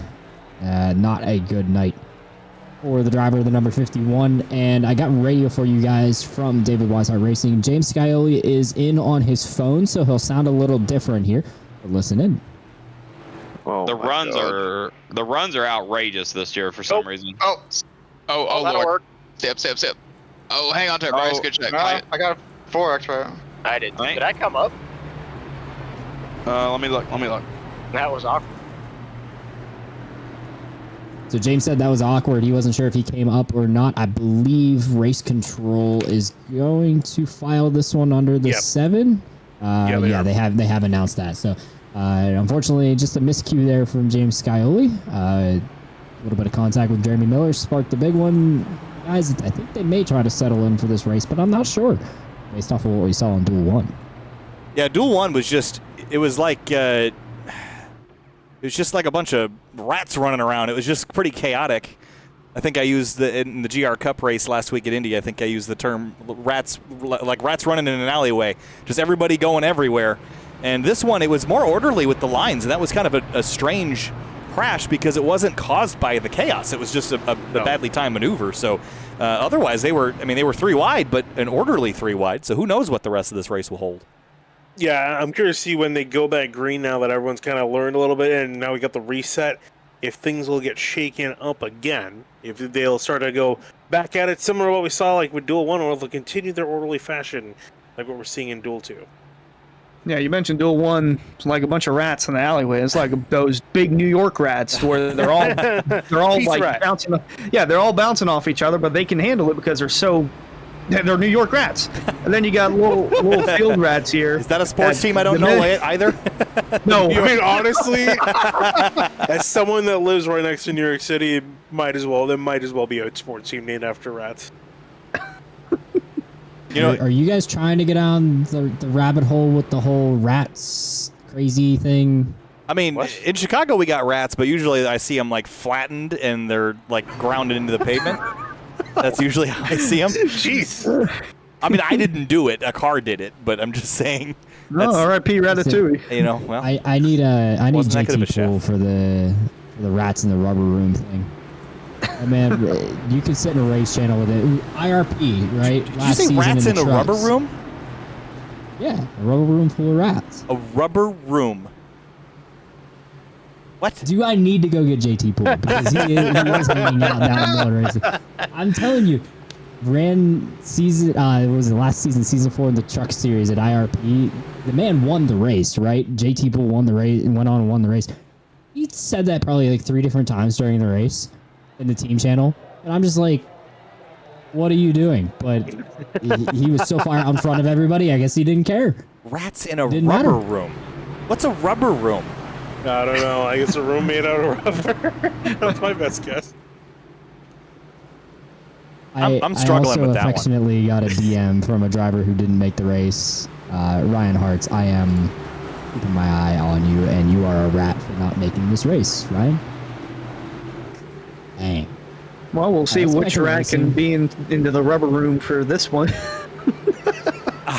Well, all right. Michael Curhan's our race leader here for the restart, and let's see how he fares alongside Bryce Senesac. There's the 21. Green flag back in the air for area Duel 2. Got away almost too much, I think. Watch that inside with a shove from the 99 of Scott. See bumper full of Senesac there up on the top lane trying to catch up to the 24 Michael Curran, but on the bottom Kazunori Shibu and Kwame Scott in the number 99 working their way on through with a big lead on the bottom. On board with the bumper of Unishiwu, that 99 of Scott is just shoving. They move up to the outside, and the 56 of Jake Matheson now down low. But Curran with Senesac pushing on that outside as the field tightens up in middle 3 and 4. Oh. Little scrape of the wall there by the 81 of Culberson into turn 3. They're going to make it out the other side, pointed the same direction. 20 laps to go, though, as we're back under acceleration. Yoneshiwu leads, and Scott, Curhan, Senesac, and Matheson. Now Spencer Burns, your top 5 in the 0-6. Ooh, I thought I saw Dom Nolio pull out a line just for a second. Burns in the wall. Whoa, Burns in the wall. Oh, my goodness. That could have been really bad. saves it and goes back in the middle. That's sucker hole, but somehow that didn't evolve into a caution. Have a look They might at get arrow tight because this is similar to Shane Wolf, like almost identical. I don't know if there's arrow tightness there, just being tucked in behind these group of cars, but it was very identical to what happened to Shane Wolf in duel number 1. That was a scary moment for everybody, but they managed to keep it all pointed their same direction. There's Dom DeLeo on the bottom lane there. Ooh, the 30. Miller trying to move back. I thought this car was wrecked, but that doesn't seem to matter anymore. Up the middle and down to the bottom. And look at, is that Culberson? Yes. He was in the wall too. These things are made out of carbon nanotubes. I was going to say, these cars are even more repairable than they were last season. Even last season. Veritasium needs to do a video on what these things are made out of. NASA needs to take a look at what these things are made out of. It's the most durable material in the world. And roll off into turn 3. It's still 5 cars leading that outside lane. And you got Jake Matheson leading the way on the bottom with the few drivers they have. And right behind him is Dwayne Culberson trying to push him up closer. So you got a little run coming off of 4, but Yoshi will still lead at the line. Big wiggle from the 7 of Scioli, kind of packed in behind Tyro Nichols in the 41 and the 38, I believe, of Jordan Martin in behind in that TRD scheme as we ride on board now with Jordan. Comfortable in lane, and so is Kazuyo Yoshiwa up on top. Still leading comfortably. Wasn't able to get pole position this season, but looking to try to see if he can win this duel. Uncontested so far near the front. Though they're stacking up on that top lane. Matheson getting a huge shot from the 81 on the bottom. Yeah, that bottom has come to life now as they're door-to-door with the front 4. So one of the drivers on the bottom, Dom DeLeo, running in car here as he's worked his way inside the top 10 after fading just a lap ago on that bottom. Yonoshi's still going to be leading at the line, but don't look down because the middle racing drivers of Kwame Scott and Jake Matheson are knocking on the door.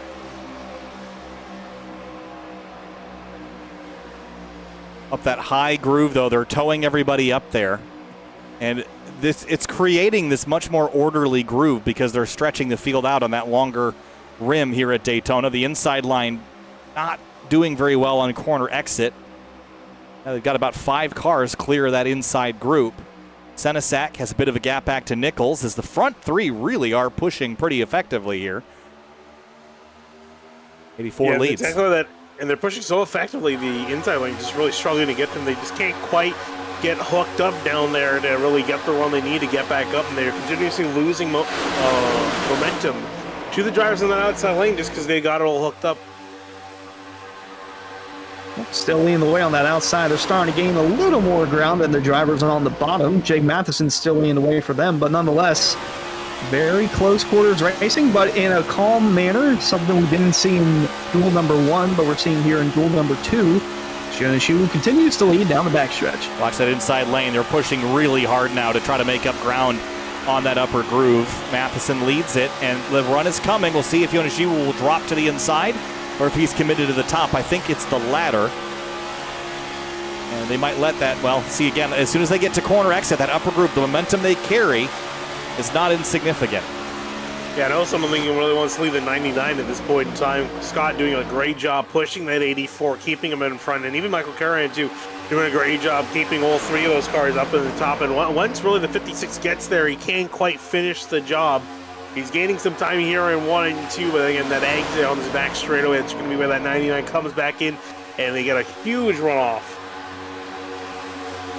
That outside line, they just got a strong enough run down the straightaways, but the 56 of Matheson and the 81 of Culberson still fighting back on that bottom, trying to contest with race leader Kazuya Yoshiwu in the middle of 3 and 4. Yeah, they're finally building momentum down there. They figured out how to push, but the 81 was a bit sideways through 1 and 2. 14 laps to go, so we're past halfway now by a lap.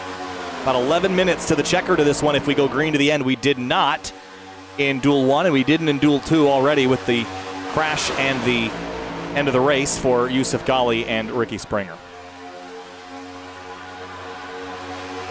Yeah, all the other 18 drivers that started still going in this pack, haven't lost any stragglers. And for these leaders, I'm just curious to see what they're going to do. No one's really jumping on a line. Again, this is Duel 1. We've seen drivers jumping on a line, leaving others to dry trying to play with the draft, but it looks like everyone, for the moment at least here, is content with their position. And for now, as Matheson's trying to lead this lap, come to the stride, not going to be enough. Going to be about a few feet short of that, but nonetheless, he'll be looking to take the lead heading into turn 1. Pretty orderly there again. This duel, while we had that early crash, has been the more orderly of the two. But as we start to wind the laps down, I imagine they're going to ratchet that energy level up. Matheson pulling even again with Yonoshiwu. Halperson's been giving really nice shoves. And then the 30 of Miller, that aggression level cannot be understated. He will make the moves if he's got the car to do it after that crash earlier. And again, it's quite amazing to see him come back so soon after a crash like that, but doing pretty solid here. And he's not making any moves, surprisingly. We've seen the 30 be aggressive, but he's deciding to just kind of sit in line now. I guess figures no point in going now. Might wait another couple laps, but we're starting to run out of laps. We're already 12 laps to go. Yeah, Matheson's still trying to steer clear from the 84 of Yonoshiwu, but that outside line continuing to fight back. Looking a little further on the inside line, you see the 06 there of Spencer Burns. He actually hit the wall a few laps ago. Now he's rallied back to the 6th position on the inside line, but Yonoshiwu retakes the lead in turn 3. Yeah, by a lot though. And Scott's been working with him here, so I don't expect him to drop to the inside, but that's the danger. You get too far out front and you'll just get run over. We heard drivers talk about how the runs feel bigger. Eric Wineland, what you got on pit lane? Hey guys, as we see them start to go 3 wide here, I might hold off for you guys for a moment. What a move from Jeremy Miller right there. Greg Mitchell is my kind of spotter. Listening to some of the calls he's giving Michael Curhan here. Got 5 cars on the bottom, the 6th car kind of lingering. Bottom's a little tighter than the top right now. They're getting a little bit of a run. I think Greg Mitchell's pretty much cut out to be a super speedway spotter. That's some pretty good info to give your driver to help him understand and paint the picture around him of what's going on, so he can try to be up toward the front. Yeah, that's a great point. You don't even have really the as good as you would have spatial recognition in the car. No matter how good your surround sound is, you still can't quite get that sense that there's someone there. So it really assists to have a spotter that helps you and can read the traffic pretty well. They've got a lot more tools than the real-world spotters do as well. They're not looking at them from a mile and a half across the lake as well. So that's also very, very helpful to the drivers behind the wheel. 10 laps to go here in the duels. 3 wide of the mid-pack with the 67 of Justin Anisogak. And most of the field has trended to the upper groove. Scioli leads the bottom lane.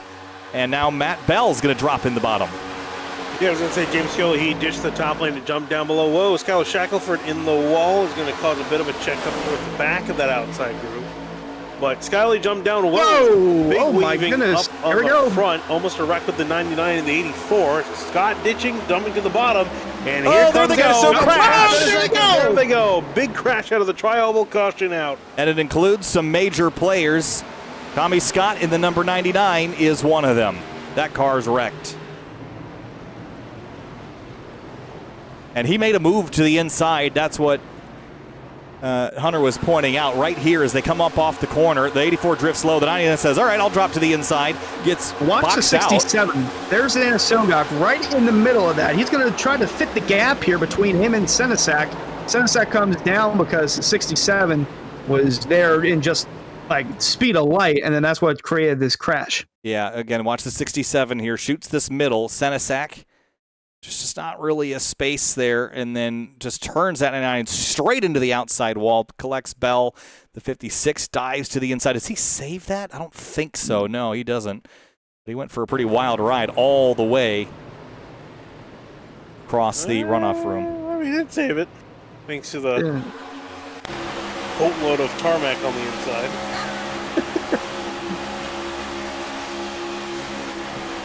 Happens so fast, not much you can do. Yeah, nearly hit the Kyle Busch wall there. Oof. Well, he's glad that it's paved now. It used to be all grass there. You look at the bottom left, there's still concrete there, so, and a blunt end of the wall that you could catch if you got it at the wrong angle, so hopefully no one finds that. Race cars never find walls that they're not supposed to, guys. That's physics. When there's a will, there's a way. Say when there's a wall, there's a way? Or where there's a will? I mean, both are true. When there's a will, there's a way. They always seem to find their way. Well, 7 laps to go this time through. That was the most beautiful camera shot I'll ever get on that camera. Yeah, so hit or miss with that one. Yeah. So, 7 to go. We're going to get a restart with 6 or 5. Here is a look at the laps led by the field. Yoneshiwu, 11. Everyone else, 4 or less.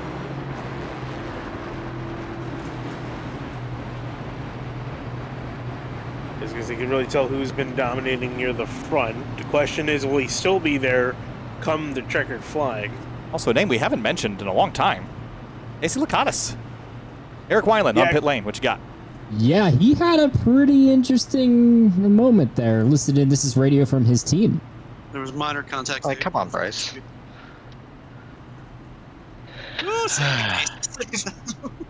Good. I was gonna come back up on track until I saw one of the slow cars behind, or faster cars behind me. Yeah, that was Bryce coming down. Yeah, that's Bryce coming down for sure. It's not on you, Justin. I thought for sure you were going to turn damage. So Casey was pretty happy that he was able to save the car, but not so good for Justin Ansogak. He said major damage. He's still sitting on pit road here in front of me. Looks like 4 cars still sitting here getting damage repaired. The top 14 back to the racetrack. Thank you, Eric. Is down to the final couple of laps when we get this restart. This is not a green-white checker. We're still a long way away from that. Got that opportunity as well. Curhan been up front quite a bit tonight. Hasn't dropped any lower than where he started, Finian. Maybe that's worth a look and consideration for the top spot. Yeah, I mean, if he's consistently up near the front in that number 24, the question is, can he get that final spot away and take it away from the 84 Kazunori Shibu? Not to wait and see if he's got enough, if he's been hiding anything and holding back some strength there. And then not too far behind him is James Kiley in the number 7, another strong contender, also sitting quietly in 3rd place. Another driver I want to keep an eye on is the 38 of Jordan Martin right there in the 4th position. He's been... so last season, he always had some solid speed inside the top 15, closing in on the top 10, but would always seem to get caught up in these wrecks that weren't his own doing and just wrong place at the wrong time. He was almost caught up in that big one that just happened. He somehow avoided it and is in 4th. So if this race goes green to the finish, I would keep my eye on the 38 of Jordan Martin. Good to know. So we're going to get a restart with 5 laps to go. And remind everybody of our picks. Eric, you had P7. Finian had P1 on the white flag. I took P5. And Hunter, I don't remember who you picked because it was boring. Yusuf Ghali, but he's out. Well, yeah. All right. Well, boring and bad. I'd just like to point out that after I was a contrarian, you guys all copied me. Well, no one else thought to pick just the person that's in. Listen, but then you thought it, and then we thought it right after you at the same time, though. SimTV wouldn't exist if it wasn't for copying. Just what do you mean? What are you I am insinuating, calling Finian? Look at our logo. What do you mean? You know where you took it from. I didn't take it from. It just happened to look that way. Hey, by the If way, you're wondering what we're talking about, just happen to look at the Amtrak Don't look it up. I You would shouldn't like do to that. point out that the driver currently running 7th is Casey Lakatos. Yes. Ooh. He won't stay there when the white flag comes out, so he's not my pick. Unless he happens to be in 7th when it crosses for the white flag. Then he would be your pick. Currently, he's in that position.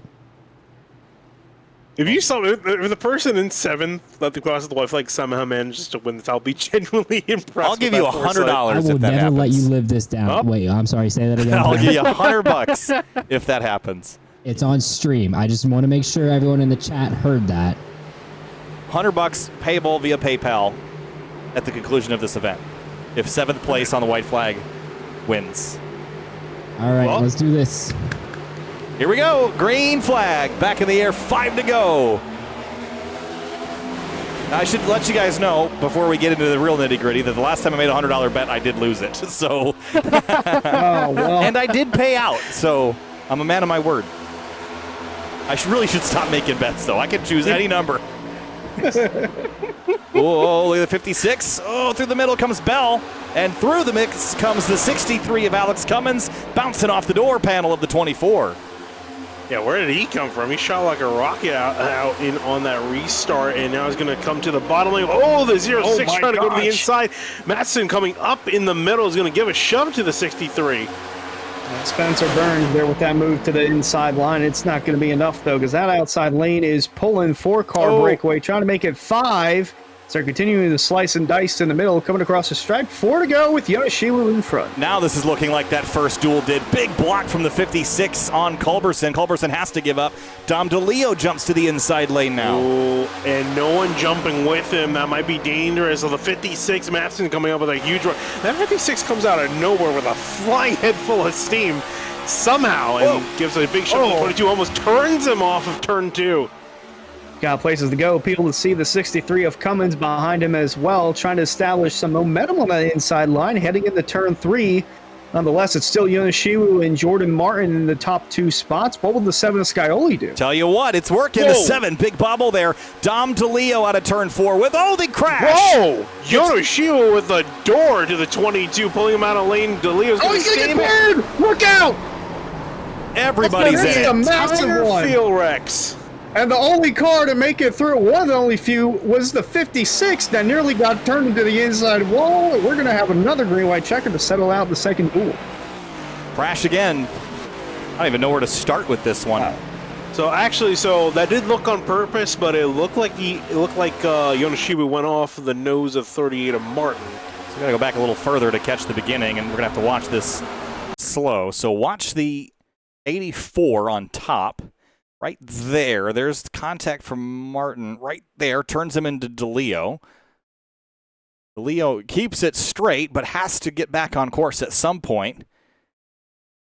And then 56 is down there, and it's just a bad block from Yoneshiwu. Yeah, and then just sweeps across. It reminds me so much of the 2012 Fall Talladega race when Tony Stewart got turned in front of the field. There was just not really anywhere for anybody to go after that. But let's go back again and watch the 84 here. 6 is there and just stacks everybody up. And then from there, it's just pandemonium. I mean, his car didn't get airborne in all this. Yeah, they all kept it on the ground somehow. Eric, on pit lane, what you got? Let's just say I'm not going to play the radio that I just heard in Miller Racing.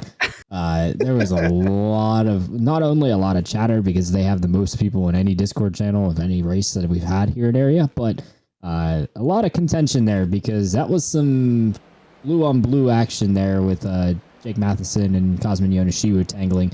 Cosmin says he got turned down into that lane. He was tracking just back onto the racetrack and got turned in the left rear by Jake there. And nonetheless, they were not happy how that works out. This is big. I don't know if you guys have pointed this point out yet. Cosmin Yoneshiwu is an open car. We have 2 open cars in this race, and both were just involved in the incident.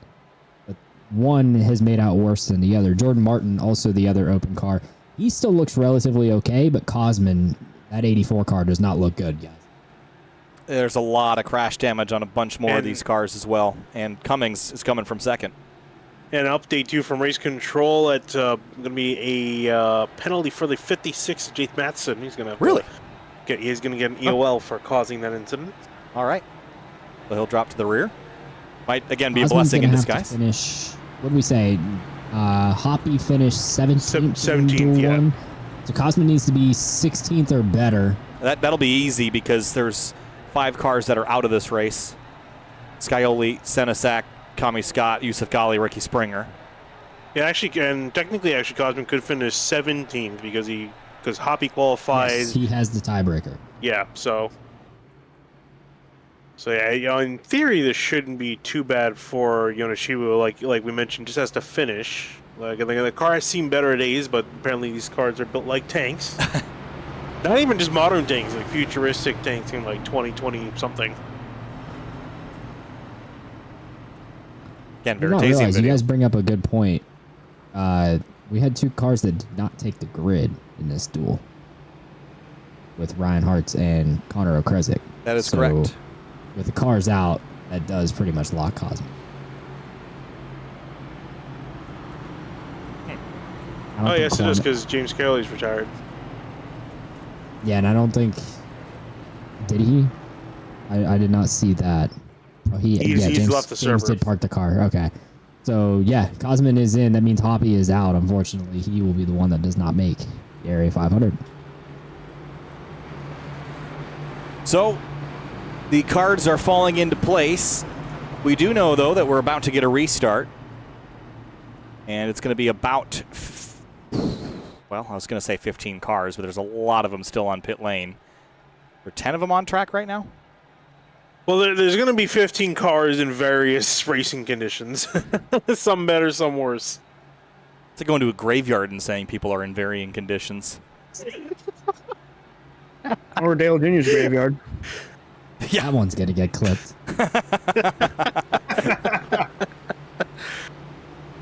One to go. So lights are off on the top of the pace car. And next time by, we will restart with 5 miles left and no chance for another race extension. If we get a yellow, the race is over. And with this few cars, this tends to create a lot of volatility because everyone knows they can only fall so far. So I don't think it's going to be calm or tame or anything like that. Not that anyone was accusing it of going to be that way, but it's about to get pretty wild. Oh, I just realized... I was say someone is playing Forza Horizon 5. I just realized I had display capture on rather than game capture, so good note.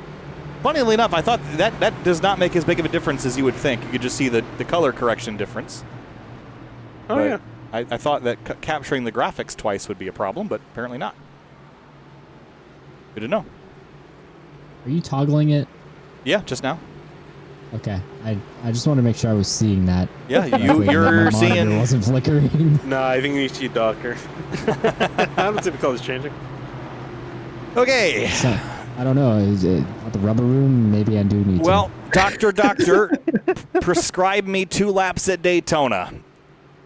And it's not anxiety medication, I'll tell you that. It's about to spike your blood pressure. Matthew Bell, Dom DeLeo on the front row for this restart. Cars catching up in various conditions, as Finian put it. And doubling back up for what is left of our Duel 2 field. With how much more orderly this one has been, it's been the more gallons of blood in the bloodbath as we approach Halloween here in a couple of weeks. Pace cars off. 2 to go, 5 miles in the area, Duel 2. Green flag back in the air, Matthew Bell, a nice launch, good getaway. It's got Jordan Martin behind him. But immediately, everyone diving to the outside of the lane, trying to gather up speed. Dom DeLeo leading one of them, trying to see if he can get a big run here on the 30 and the 9. Will he dive down low? We've seen him one of the few drivers willing to just dive down there low by himself. Especially now Casey Lacadas is on the bottom lane. They're starting to get speed. How about Justin Anasogak charging up through the middle with the 56? Well, the last time he charged up the middle, it created a crash, so we'll see how this one plays out, but he's going to lead that bottom heading into turn 3. Watch the movement. The 56 tried to throw a block, couldn't get there, but Lacadas backed out and saved both of them there. Big movements and motions. Quarter of a lap until we guarantee a checkered and under green here. I think we're going to get it, guys. Who's 7th? Spencer Burns. No, it's Anasogak that's 7th. Oh, boy. On the bottom with help from the 56. Here we go. Big single file lane up on top, waiting for the bottom lane to get a charge. Here comes Justin Anasogak. Don't you dare. No. Jordan Martin drops to the Jordan inside. Martin. Massive run on the inside for Jordan Martin. He's got Anasogak pushing up. He's going to turn him in front of the field. Oh, my goodness. There they go to the inside. Jake Matheson to the lead in turn 3. Still 2 corners to go. Matthew Bell now up to the outside. Jake Matheson out in front. Does anybody have anything? Casey Lacadas is 2nd place. Run to the checkers. Here we go. Can anybody get there? No, they crash behind. Cars tumble, wobble, and crash. Jake Matheson wins Duel 2, Lakatos, Bell, Miller, Shackelford. 609 recovers from that one. It wasn't 7th place that won, that took the white flag that won. It was 8th place that took the white flag and won. So none of us win. How about that for the 56? Wow. And the crash behind. It looked like there was a... I couldn't tell which bright car it was, but they went surfing on the fence. Well, just like that, but the session takes over, obviously, to a race here, so didn't get a chance to show you the results of that, but Matheson wins Duel 2 as the fireworks start exploding on the back straightaway for what was a frantic duel tonight. Both duels were pretty wild. Now, boys, are we doing this last race? Why not, right? I would just like to point out that I was so insanely close to winning 100. Well, you were really close. You should have. You had me sweating. God, I can imagine how happy you were to see Justin Ahsoka going flying off. He was leading the inside lane with the white flag. It was a good pick. It was a good pick. We're going to read off the results even though they disappeared. Matheson will start behind Casey Lakatos.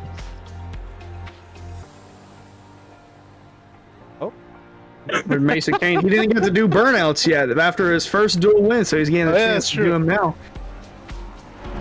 Well, and again, this is the fun race here at the end of the duels because the way we have to set these up. 3-lap race. So why not? I think we covered this last year. We might as well this time. Pretty wild night of racing, that's for sure. I think I've been, the only time in recent memory I've been more excited than when I saw the 67 spin is I was being teased at SRO about punch buggies, even though no one had seen one. And then I saw one and punched the person that had been teasing me about it and got a punch buggy on her. Best moment of my life. I mean, we were both genuinely shocked that there was a punch buggy. And I got it, and it was a legendary moment. It was truly... I like how you've been to, like, most of the U.S.'s best racetracks, and that's one of your best moments. That was the highlight of my entire weekend calling the GR Cup finale and the Indianapolis 8-hour, was punching my coworker in the shoulder for getting the punch buggy. It was a blue one. Downtown Indianapolis, we were loading cars in for the gala, and... boy. Also, never felt like a bigger idiot than when I was tasked with getting a Porsche Cayman GT4 car into neutral. They got so many woozy wigs and switches and woozy wigs. Whiz bangs. I'm sorry, and what was that? They just, it's not easy, man. I'll tell you that. And the guy driving the flatbed was upset with us. And I was like, man. So how do you get in neutral? You just turn the key on and you put the shifter in neutral. But there's a lot of other buttons and switches that look like they should do something. And they don't, so in case you're wondering. Actually was expecting something kind of complicated. No, you just turn the key on. They have a key. I think they need to lock you in a rubber room, okay? I don't know what a rubber room is. I don't know. A room full of rubber. Let JT Poole just describe this for you. They locked me in a room. A rubber room. Oh, because he's crazy. Rats. But the rats made me crazy. Crazy? I was crazy once. They locked me in a room. A rubber room. A rubber room with rats. The rats made me crazy. Crazy? I was crazy once. That is an endless loop, by the way, that can go on forever. I don't know the validity behind this, but Ryan Swan just said $20 to win in this race. $20. You could do. Ryan Swan could do more than $20 after the weekend he had. If Casey Lakatos wins this, I'll give each of you guys $20. Oh, wow. You just love flinging money around, don't you? I just got paid, so whatever. All right, well, totally unbiased commentary. I also owe Jacob an invoice, also. So it didn't work. It didn't work for me. Coming out of your pocket, technically. My pocket. I mean, somebody's.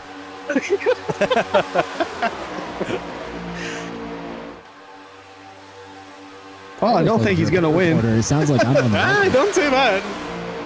Top four is broken into slightly. Well, his help just went into the wall. Well, I don't need help. Shoot you around the top. Tell you what. Oh, maybe here he comes. He's got him this time. Oh, and pegged him out. Everyone's jumping to the bottom lane. So is Jake Nichols. All right, who can dethrone Jake Nichols? Oh boy, here we go. Blocking practice right here. Blocking practice. Oh my goodness, look at the run from Noel. Oh man. Here comes Casey. There comes the Connors to the bottom. $20 on the line. We got a chance at $20. See ya. He gone. Oh, here comes Curhan. Oh, Connor Horn.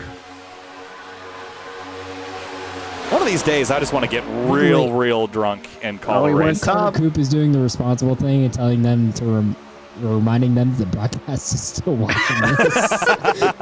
Yeah, they were told not to wreck the 73 or the 50 for all the pictures. Oh, here comes Brett Slaughter in the middle.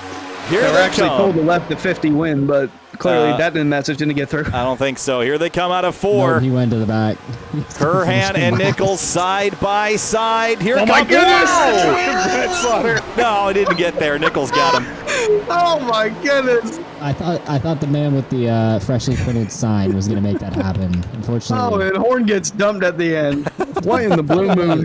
That was not a replica Super Bowl trophy for Michael Curhan. Oh man. Jumped to his in-sim camera. That was a fantasy football trophy. Pretty sure it was. I mean, it has to be, right? Well, either thumbs up if it's fantasy football trophy, or thumbs down if I'm just wrong. Just an empty cup. Jake Matheson tonight.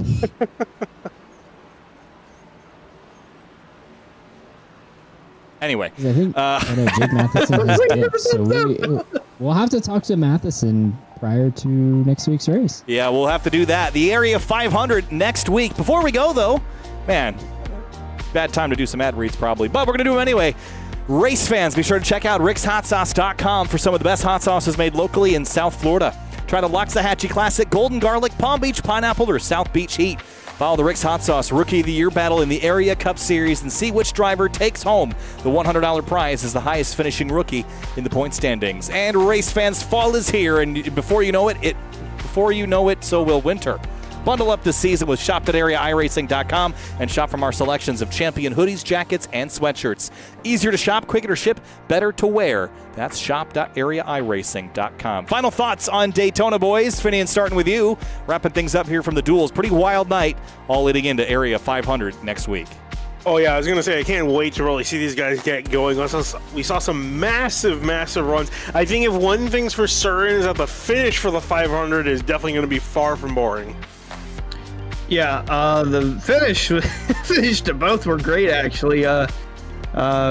Massive crash coming to the line. I don't know if the Area 500 will end like that. It could, but nonetheless, it's a little taste into what we could expect to see next Monday with the 100 lap main event, the Area 500.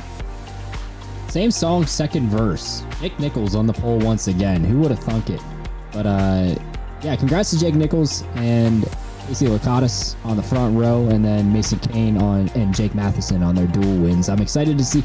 The racing tonight was crazy. I think it's because they knew it wasn't for points. It was just qualifying position for the 500 next week. So Kyle, I'm looking forward to the racing and a little more at stake next week. Excited to see what these guys can do in Season 5. Season 5 of the Area iRacing Series is coming up next. Of course, we've got all 3 series back on SimTV. It's going to be a fun one. We started off with the Area 500, though, next Monday. We'll see you there. Kyle Heyer, Finney Nakuna, Hunter Slepp, and Eric Wineland with you. We'll see you next time here on SimTV.